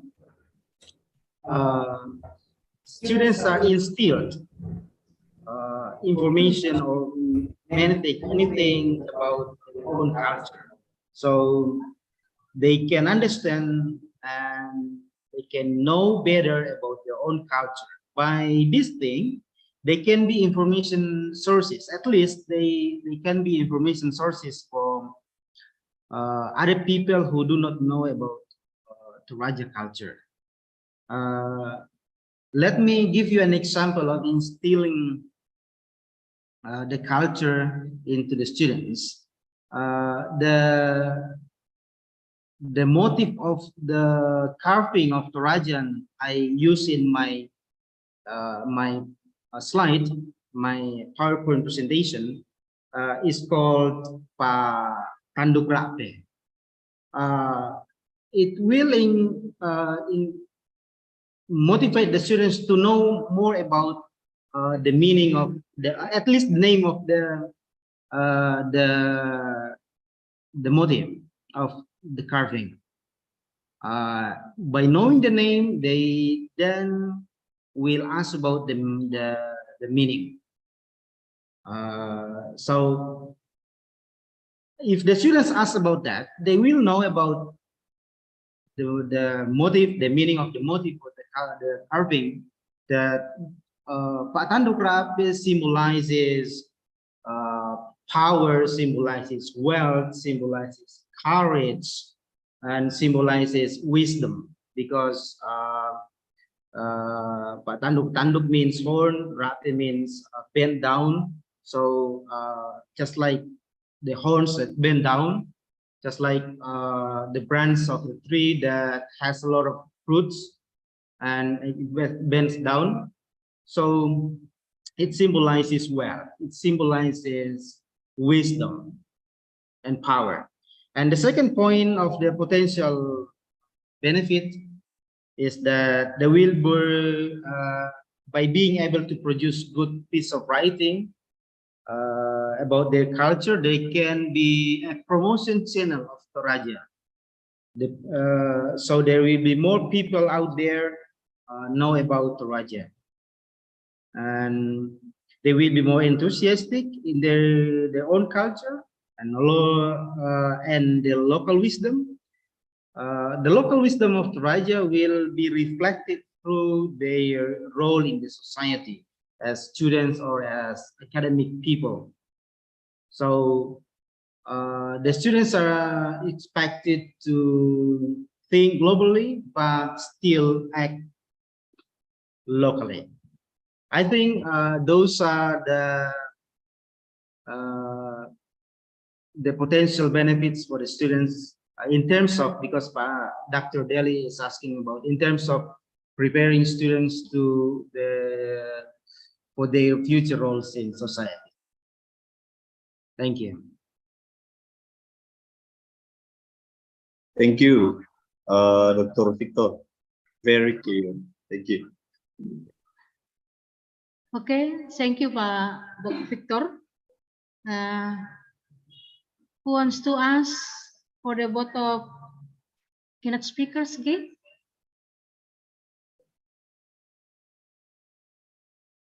For whom you address your question, please write our chat room or raise your hand.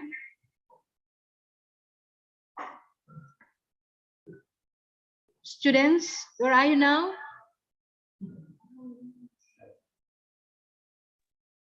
If no questions, may I give a question? Question from students or the other participants? Ibu Rahel, may I give one question? Oh. Okay, Mr. Deli wants to ask. Yeah, the presentation very commendable and inspiring topic from Dr. Rizal. So I think it is a new insight for me talking about tourism and tourism, culture, and classroom. So if I'm not wrong, Dr. Rizal talked about authentic material, yeah? Yeah. Yeah. So could you more give me or explanation on the using of authentic material of tourism in the EFL classroom?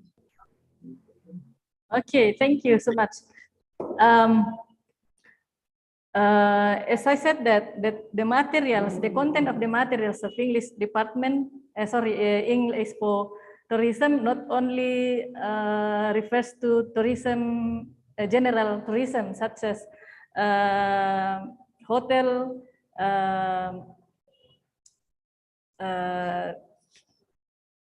tour, tourism, because the general topic that is taught in English for tourism, the first one is tour, tourism, and reservation. And at that time, we thought that because we are Torajan, so we need to combine the local content into these materials.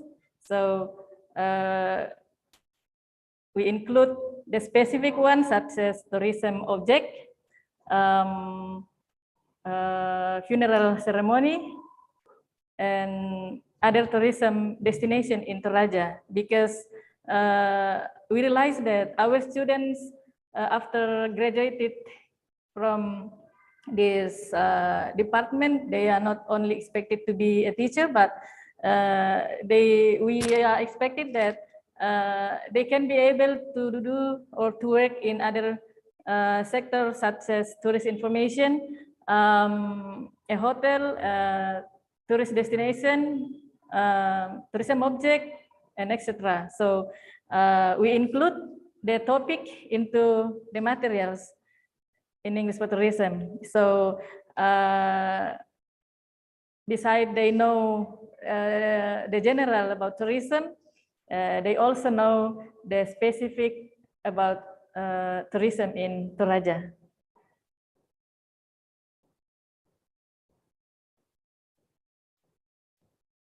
Yeah.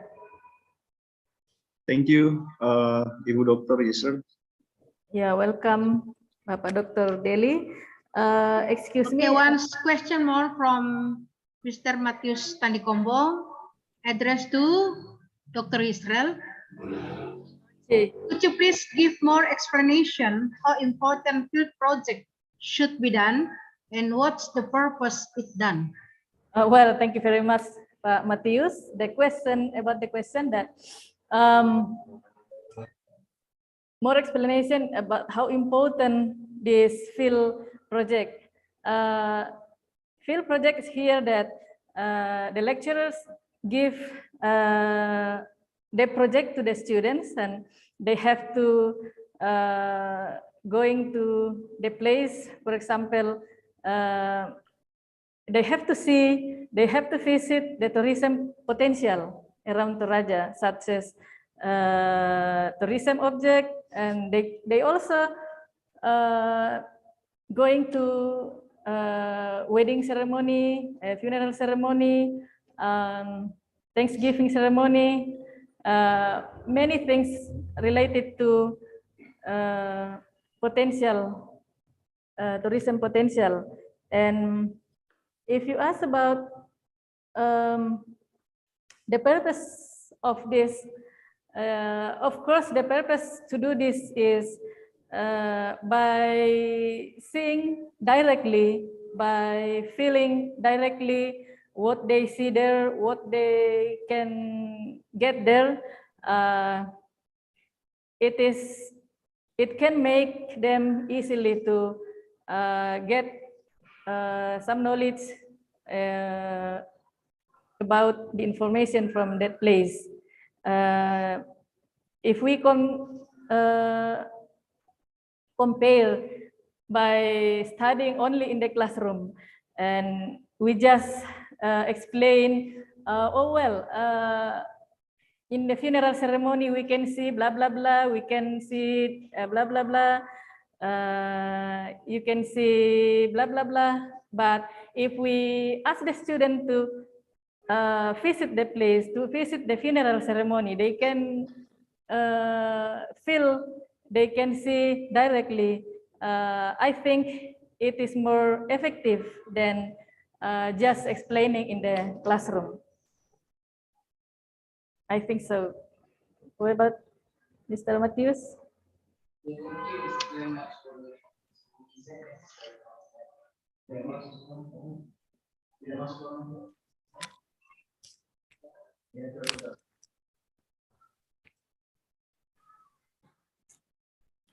Okay, thank you very much for your explanation.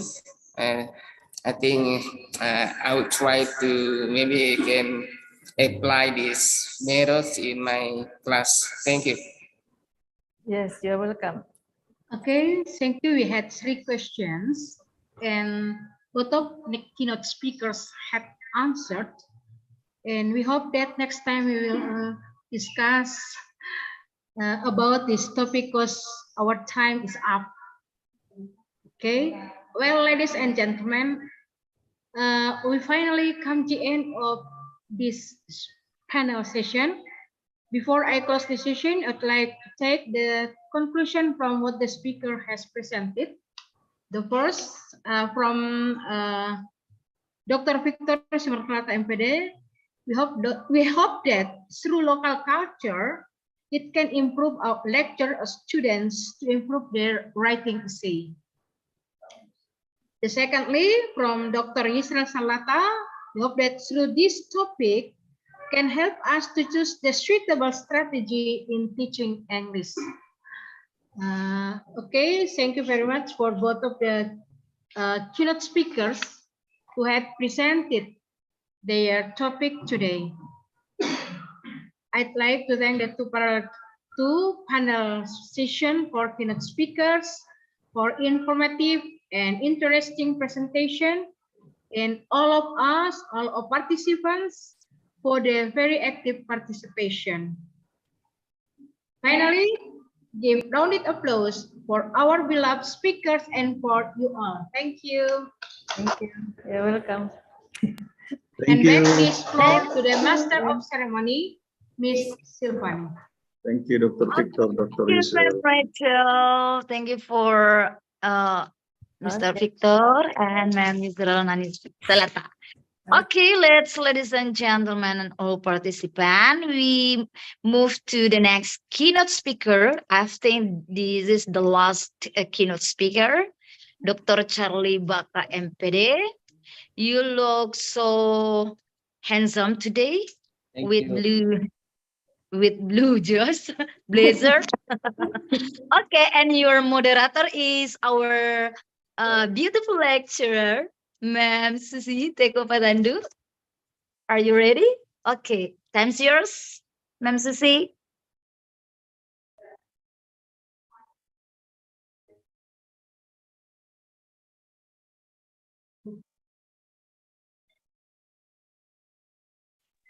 Okay. Okay. Thank you. Thank you, Ms. Silvani.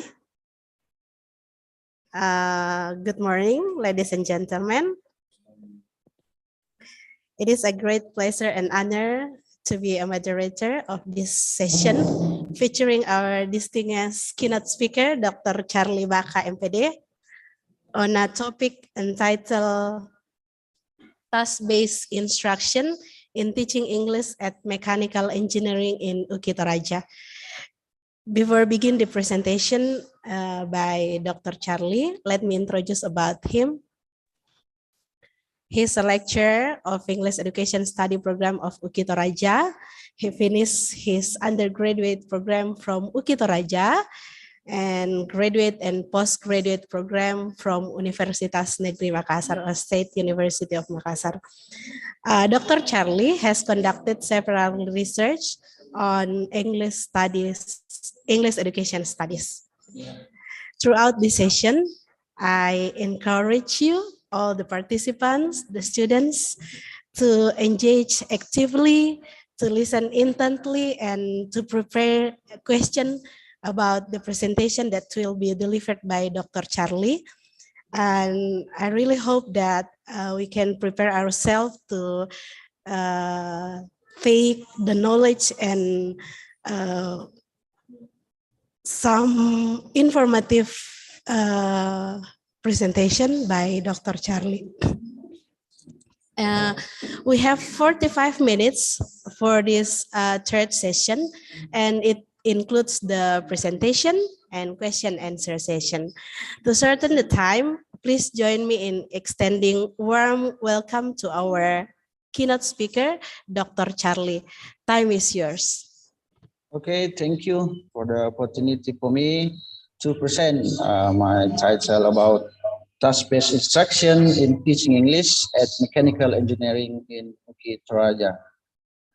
As we know that some lecturer or teacher give tasks to the students to evaluate how far the students understand about the material. Charlie, we cannot see your screen, the presentation, I mean, the slide.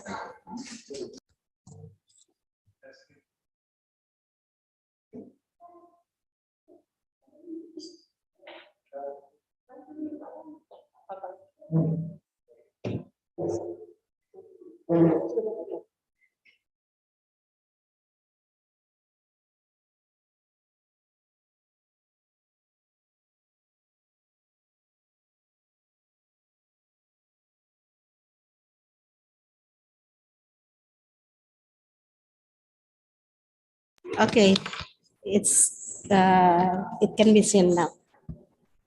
Okay, thank you. Yes. As important tools in language teaching, tasks are described by many researchers before. as we know that TAS is alternative method in teaching English or deliver the material.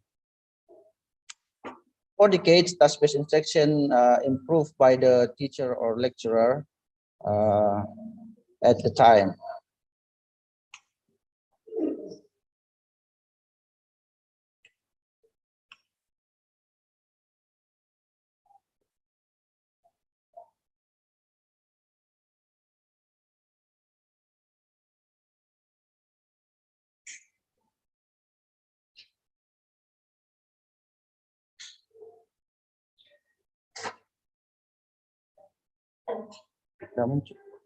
Muncul slide. Okay. The objective of the research to explore lecturer perception toward task-based instruction, especially in mechanical engineering in Bukit Raja. And the second one, to evaluate critically implementation of task-based instruction. And the third one, to identify how task-based instruction affects students' performance in mechanical engineering. And the last one, to explore the students' response toward task-based instruction in mechanical engineering.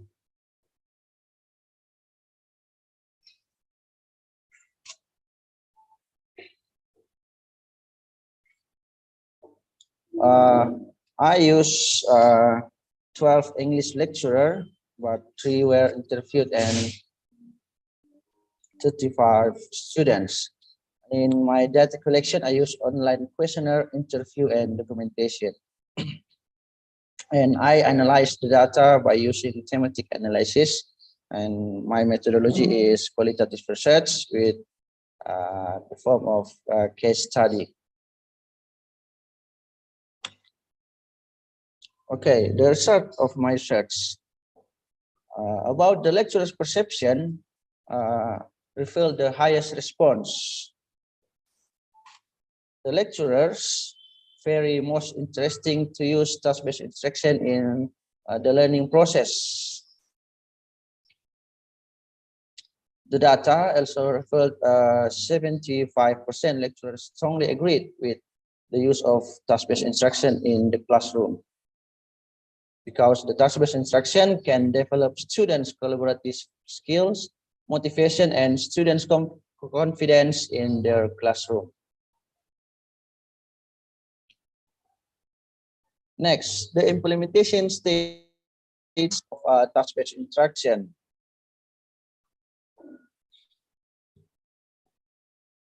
The lecturer assigns students to edit, modify, and delete content as necessary in their tasks. They check organization, transitions, word choice, and sentence and paragraph structure. At the final stage is rewriting task.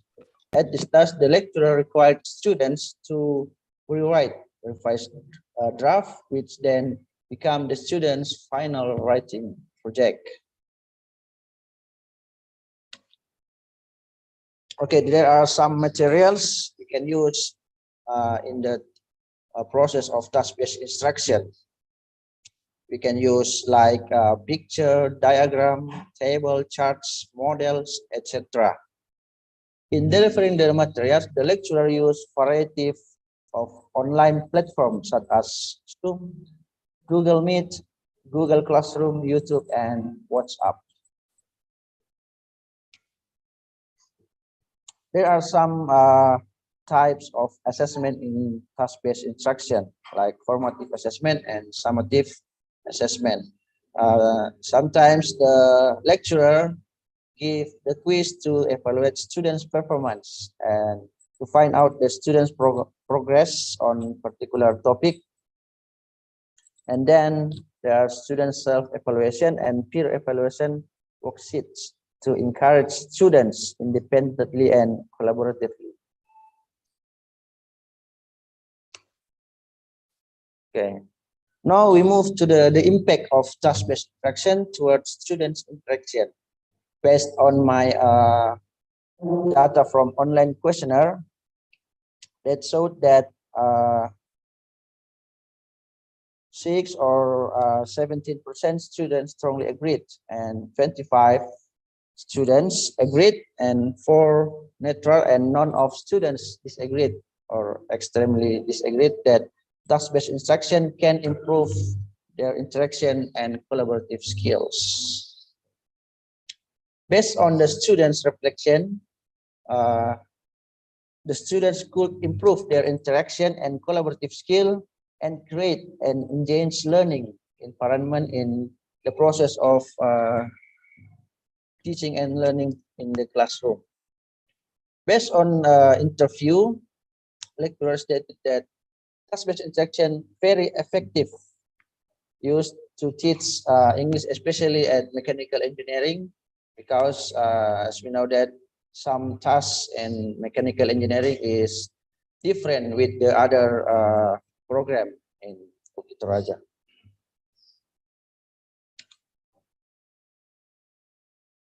Okay, based on the result, so the variety of impact of implementation can be categorized into 3.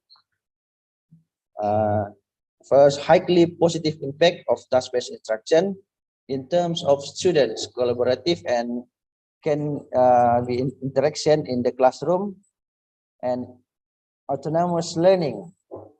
Moderately positive impact of task-based instruction in terms of students motivation, and lowly positive impact of task-based instruction to improve students in writing skills.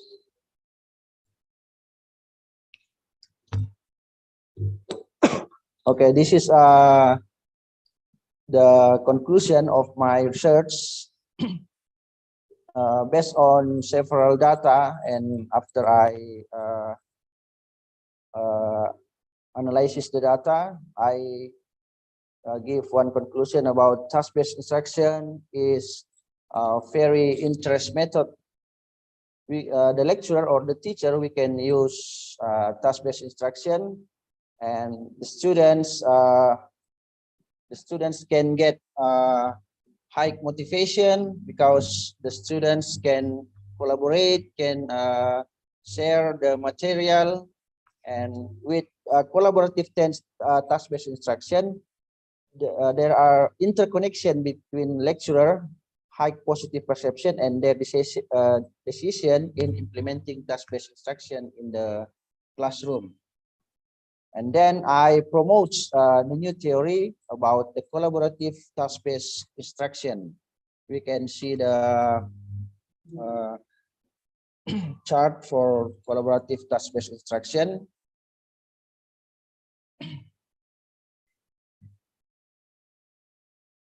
Okay, there are positively impact in collaboration because the students can more high in autonomous learning, high motivation, especially when the students do the task in English writing skills. I think that's all about my presentation, about my research. I give to the moderator to continue this presentation or to the question and answer section. Thank you. Well, thank you so much, Dr. Charlie. It is such enriching knowledge from the presentation.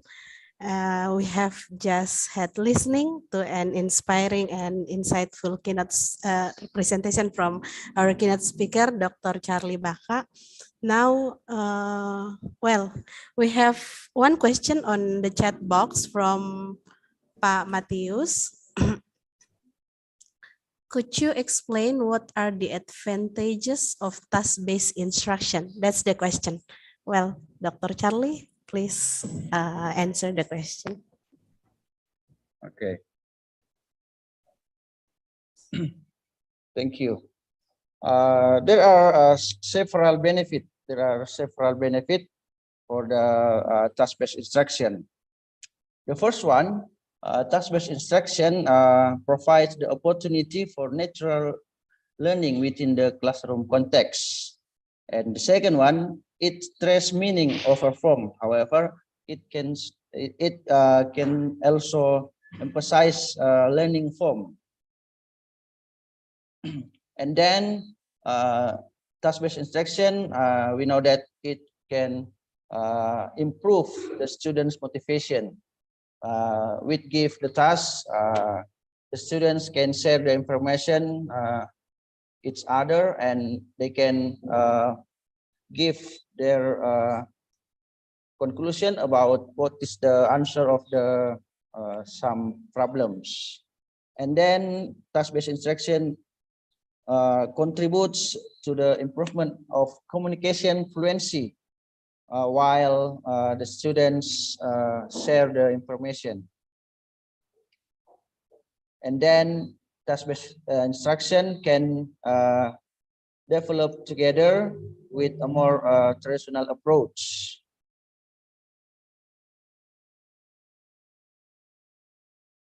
Besides that, task-based instruction necessary to explore the textbook and related materials generally available in foreign language classroom.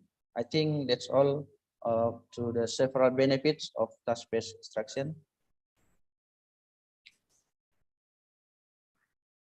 Well, thank you, Charlie. Next, is there any other question from the floor? From the audience? Raise your hand. Okay, a question from Dr. Marcus Deli. Okay, thank you, Bu Susi. A very commendable and inspiring topic from Dr. Charlie. So as you explained before that your claim related to autonomous learning. So could you please explain some potential usefulness of autonomous learning? I mean that for the future, maybe a teacher can apply in teaching, especially in the EFL classroom. So the learners can apply autonomous learning. Thank you, Dr. Charlie. Okay, thank you, Dr. Marcus Deli. Okay, the one of feature in my conclusion, collaborative task-based instruction, the one important feature is autonomous learning. As we know that autonomous learning is very useful for the students to explore the material, to collect some information related with the task given by the lecturer. With autonomous learning, the students have high, like let's say, intrinsic motivation from their by self to answer the question, to give the solution from the problems were given by the lecturer. As we know that autonomous learning is when the students can explore their high motivation to share with another students. And with autonomous learning, I think unmotivated students can be helped by the other students who have the high autonomous learning. I think that's all, Dr. Deli. Thank you, Dr. Charlie. Thank you so much. Okay, thank you for the questions from the floor from Dr. Deli. Is there any question? More question?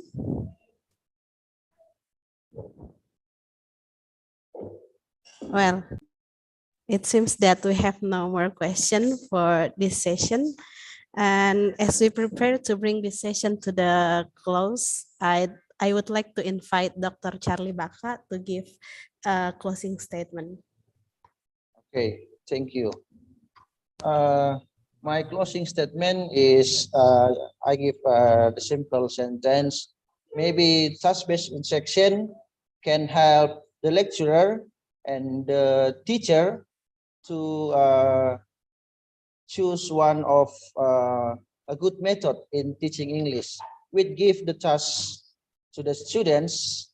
It can be improve the students' motivation, the students' autonomous learning, students collaborative with another students, and task-based instruction can give high improvement to the students in the future. I think you can use task-based instruction in your learning and process in English classroom. I think that's all. Thank you. Well, thank you again, Dr. Charlie Baka, for such informative presentation that have taught us about the importance of using the task to our students to engage them in our teaching learning process. Thanks also to all participants for being such engaged and attentive audience for the questions, and we believe that we continue learn and grow by joining this kind of seminar, by sharing each other on such a seminar. Well, thank you again. Back to Miss Silvani. Okay, thank you, Ma'am Susi, Miss Susi, and Dr. Charlie. Thank you. I think this is the last presentation for all keynote speaker.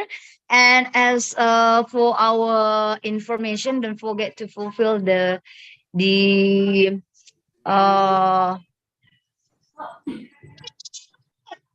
attendance list.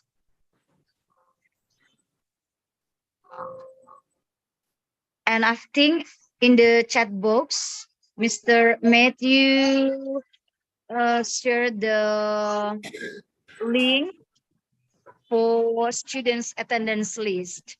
Okay, I think we have photo session for our three keynote speakers, Mr. Victor, Ma'am Israel. Are you there, Ma'am Israel?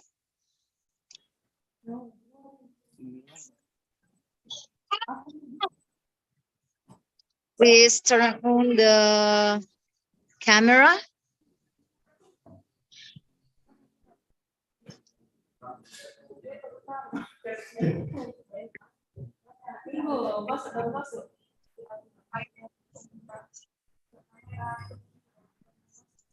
Miss Renzi may lead us to take the photo, please.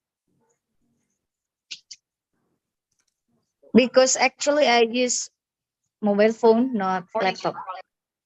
Okay, Miss Silvani. Wait a moment. Okay. Ma'am Israel, are you ready? Wait her. Please turn on your camera, please. Nggak ada yang. Mana Bu Israel?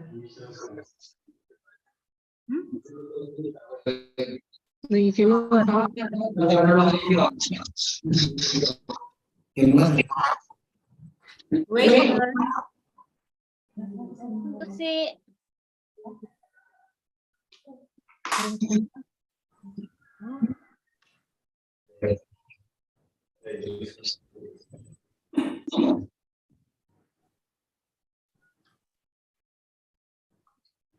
Kita mulai saja. Oke, 1, 2, 3.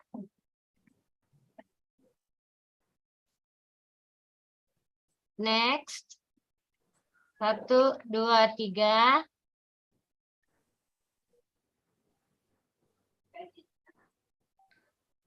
Yang terakhir 1, 2, 3. Oke, thank you. Okay, thank you, Ma'am Renzi. Okay, maybe some information from the committee. As our information, the parallel session, especially for article presentation, it will begin at 1 p.m. Is it right, Mr. Matthew? Yes. Question. Okay. So don't forget, student and all participants, our parallel session, especially for article presentation, it will begin at 1 p.m. So we have is about an hour and 15 minutes to have a break. Okay, after that, so Mr. Matthew, maybe you have some information. All right, so I hope all the participants will join this parallel room at 1 o'clock. Yeah. Okay, Mr. Marcus Deli. Yeah. You look so happy, Mr. Boleh di Marcus. standby saja. Something wrong? 15 minutes, Ibu Silvani.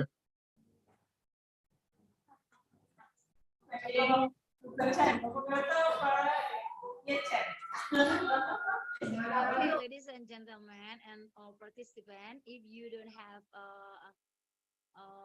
question more or information more, take permission to left this room. See you again. See you again at 1 p.m. Thank you. See you again at 1 p.m. Thank you.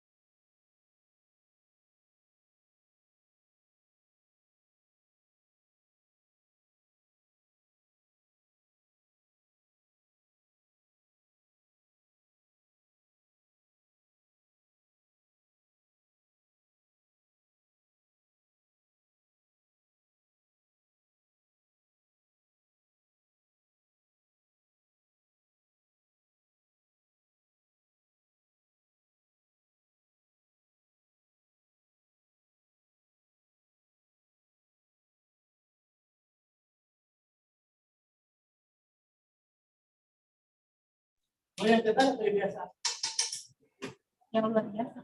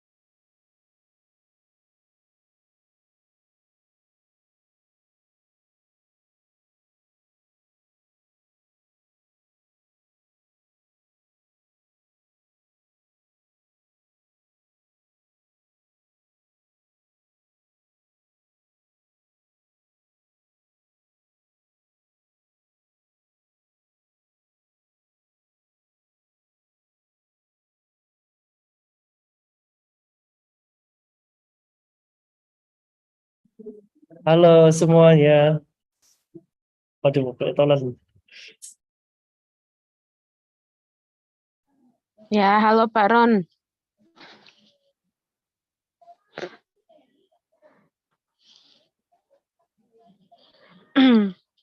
Belum dimulai ya parallel session? Belum toh?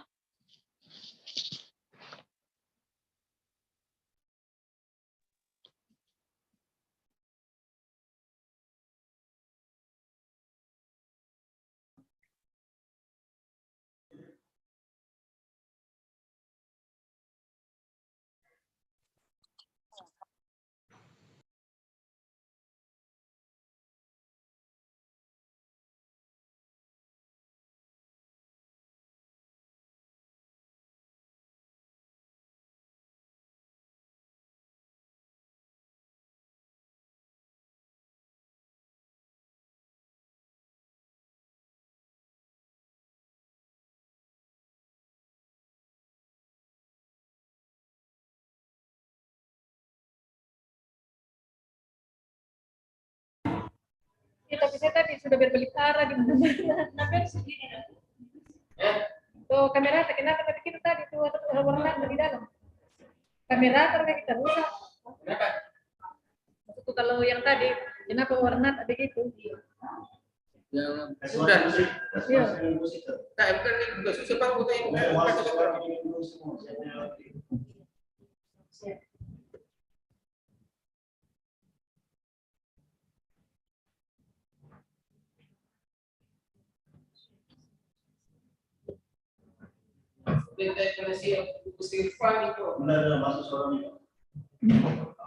Hello, good afternoon, everyone. Are you ready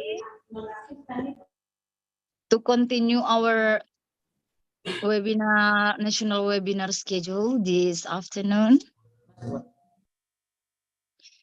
Sudah mau dimulai, Pak ya? Silakan, Bu. Oh yeah, okay. Ladies and gentlemen and all participants, thank you for joining again in our national webinar. And right now we are going to follow the article presentation. And I hope all participants active and please choose what room will you join this afternoon? Ada 5 room yang tersedia ya. There are 5 rooms. Room 1, 2, 3, 4, 5. Dan silakan Bapak Ibu bebas memilih mau masuk di ruang diskusi yang mana. Di break room silakan klik tombol break room-nya atau ruang diskusi. Dan join di room 1, room 2, room 3, room 4, atau room 5. Okay, how many presenters today, Mr. Matthew? There will be 20. Let me check first. So each room there are 3 until the presenter. There are 3 presenters for each room.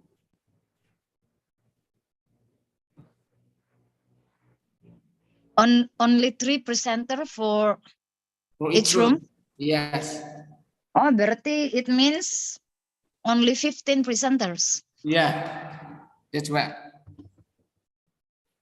May I know what room am I? Okay, let me check it first.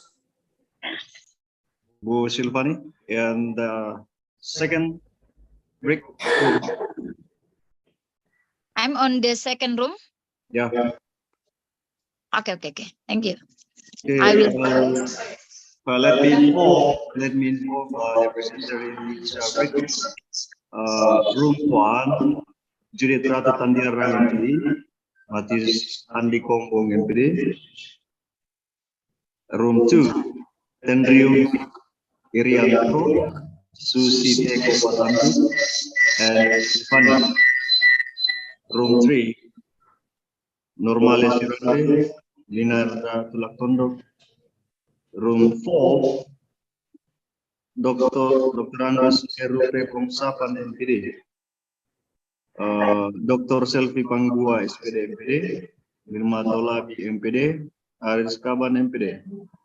Room 5, Dr. Anda Rahel MPD. Dr. Andres dan Manguki MPD. And Elentrika Sudarsi MPD. Okay. That is distribution of presenter for a background.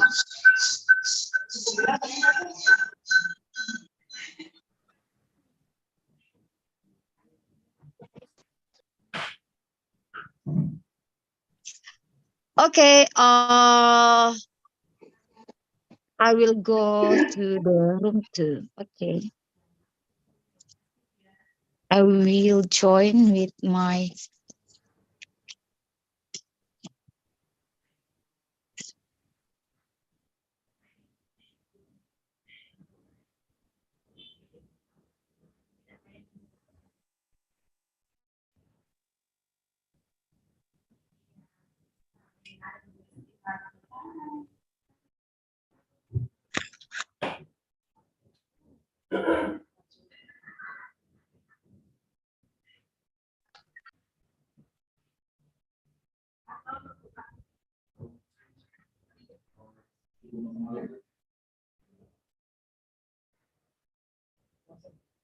Can you Yes. guide room 3? There is still no. Okay, I'm going to room 3. Yeah. Thank you. Yeah, you're welcome.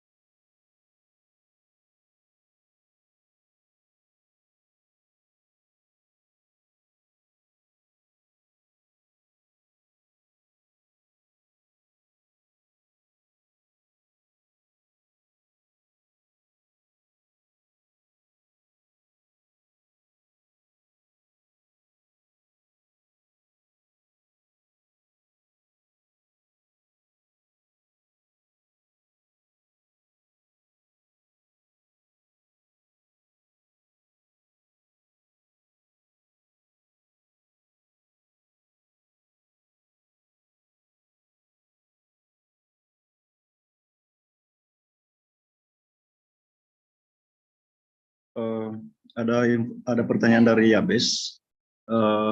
Harus join di break room. Iya, silakan Yabes pilih apa namanya? Ada 5 breakout room itu, silakan dipilih saja mau masuk di mana.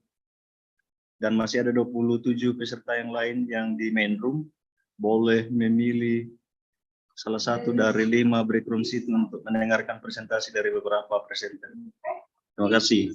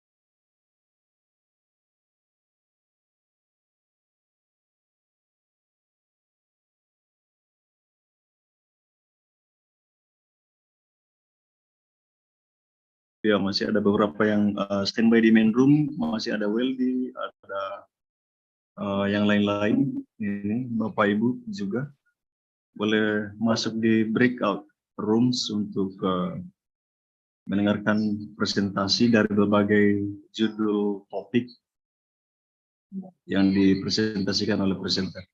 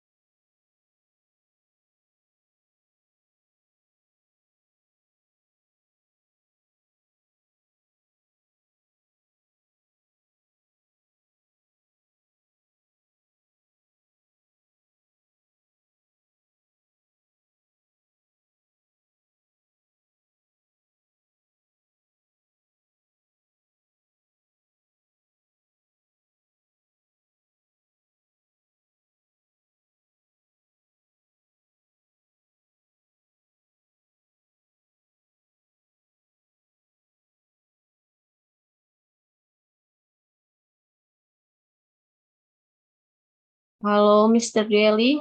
Sudah Oh, selesai kah? Oh, yes. sudah. Rianto from Papua. Are you okay? How are you? Have you presented your topic? Ya, sudah. Finish. Jadi, Mr. Deli, can I leave? Because I want to go outside. Okay, that's okay, Ibu G. So thank you for your participation in this third webinar of baby English Education Study Program. Yeah, we hope so. Next year, your participation will be Okay. very here. You're Thank you. welcome, sir. Ibu G. Bye. Bye. Yeah.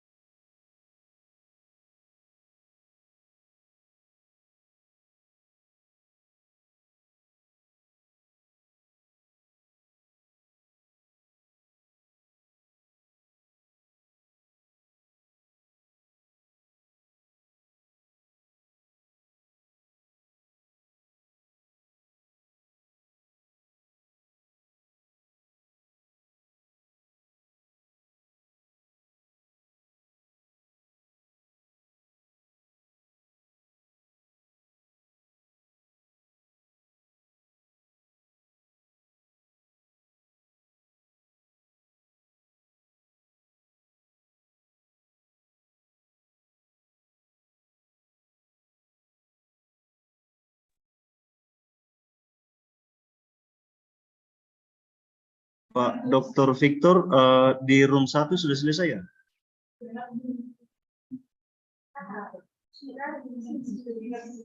Halo Pak Dr. Victor.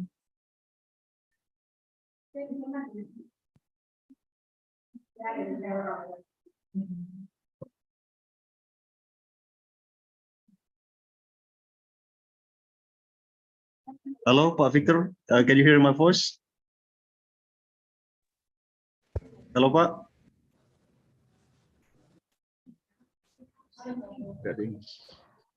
Izin menjawab, room 1 sudah selesai. Oke, kalau room 1 sudah selesai, boleh moderator mengarahkan kembali ke main room supaya kita cek mana yang sudah selesai. Room 5 juga sebenarnya sudah selesai, boleh kembali ke main room.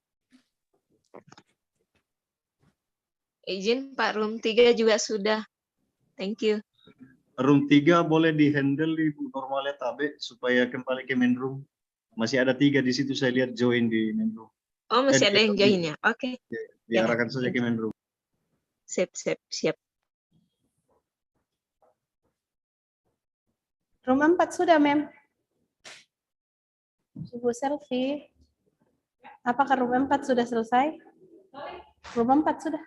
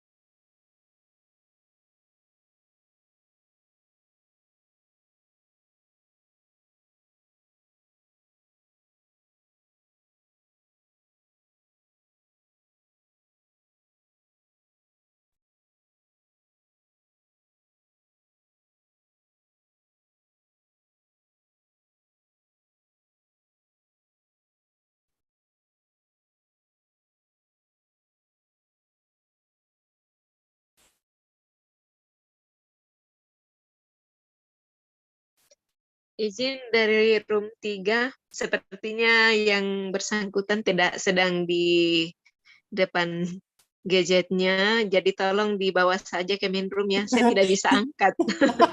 Thank you. Sudah. Sedikit lagi semua room tertutup.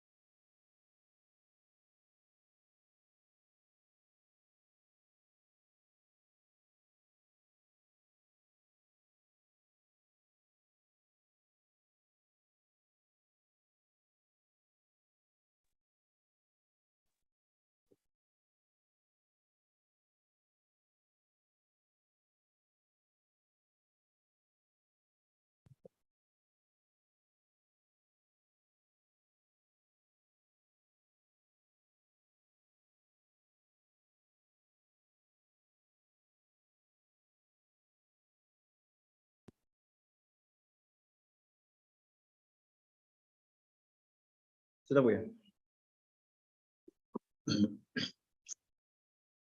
Halo Ibu Silvani.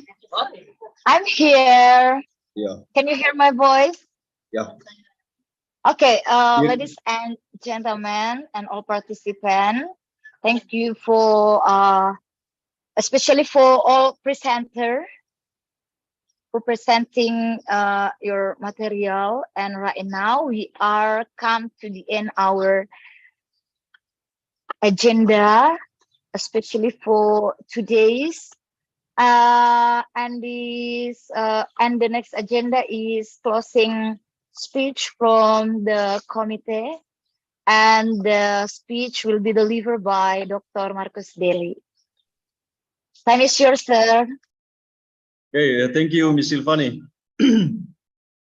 Yeah, ladies and gentlemen, esteemed participants, distinguished keynote speakers, and all those who have joined us for the third national webinar of English Education Study Program for 2 days. So as we conclude this enriching event, I stand before you on behalf of organizing committee to express our deep gratitude, especially for our keynote speaker for 2 days, Prof. Jasmine Cook, James Cohen, PhD, Paulus Kuswandono, PhD, Dr. Umi Hairiati Syam, MPD, Dr. Victor Siomarlata, MPD, Dr. Yisrael Nani Salata, MPD, and Dr. Charlie Baka, MPD. Your dedication to advancing English education is truly commendable and inspiring. Our appreciation also extended to all presenters, especially for today, for your valuable contribution in advancing English education during this webinar. I also encourage all participants to apply the insight gained here in classroom, in breakout room, research and professional endeavors. So let's say connected, share experiences, and save the future of English education together. Once again, thank you to all keynote speakers, organizing committee, and participants. Let's carry this spirit forward, making meaningful contribution to English education. Until we meet again, stay inspired and keep pushing boundaries. So see you next on the 4th National Seminar of English Education Study Program of FKIP Bukit Raja. Thank you all and goodbye. Ibu Silvani. Okay. Okay. Thank you, Dr. Deli. Sorry to say, ladies and gentlemen, our participants, the last agenda is a closing prayer. And this is the end of our agenda, especially for our third national webinar of English Education Study Program of Toraja Christian University of Indonesia. Okay, for the closing prayer, I invite Dr. Roni. Are you there? Are you? Dr. Roni? Dr. Red.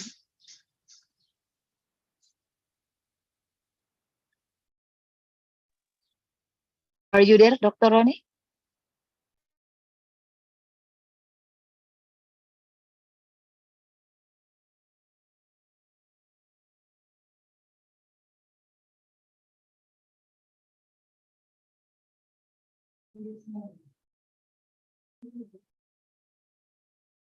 Stay.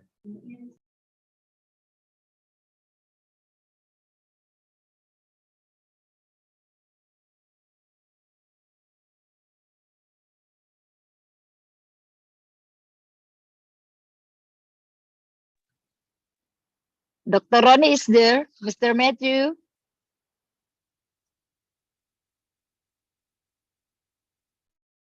No? Will be changed? Dr. Reeser, it seems available. Okay. Yeah, we're waiting for Dr. Reeser to lead us in closing prayer. Okay, sir.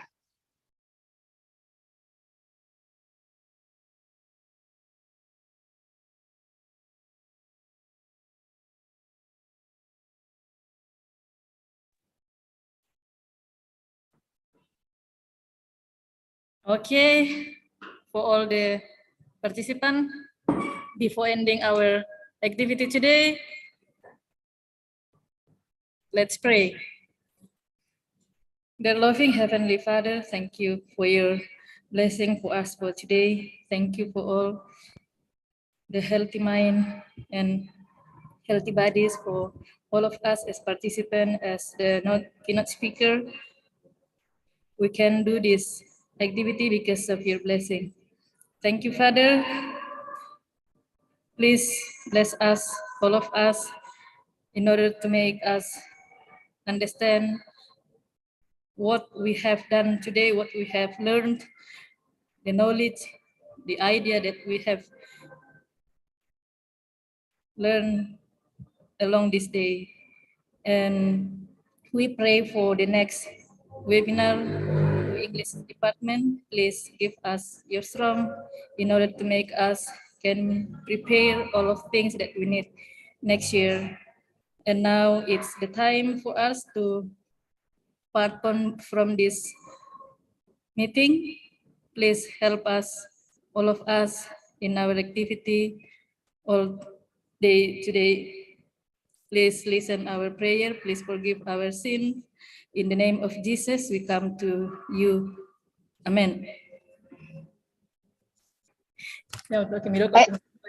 Amen. Thank you, Dr. Yisrael, Nani Salat MPD. Thank you for all keynote speakers, students. Thank you, all lecturers of English study program. Thank you very much. And Silvani, I'm closing this all of agenda. And I just want to say thank you. God bless you. God bless Would you you. like to take a photo session? Oh yeah. Okay, photo session for the last. Who will be lead us? Miss Renzi or Ma'am Susie? Maybe Ma'am Susie. Can you please open the camera? All participants.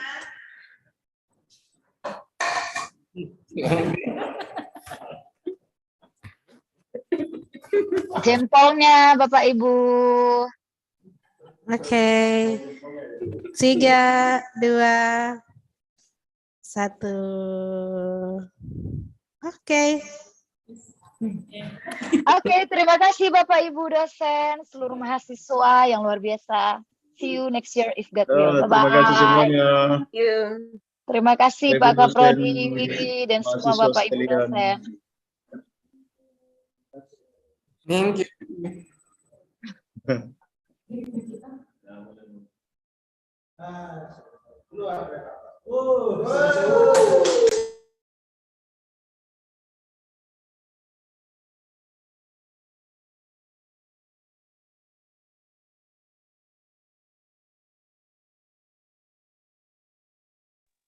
Thank you, ma'am.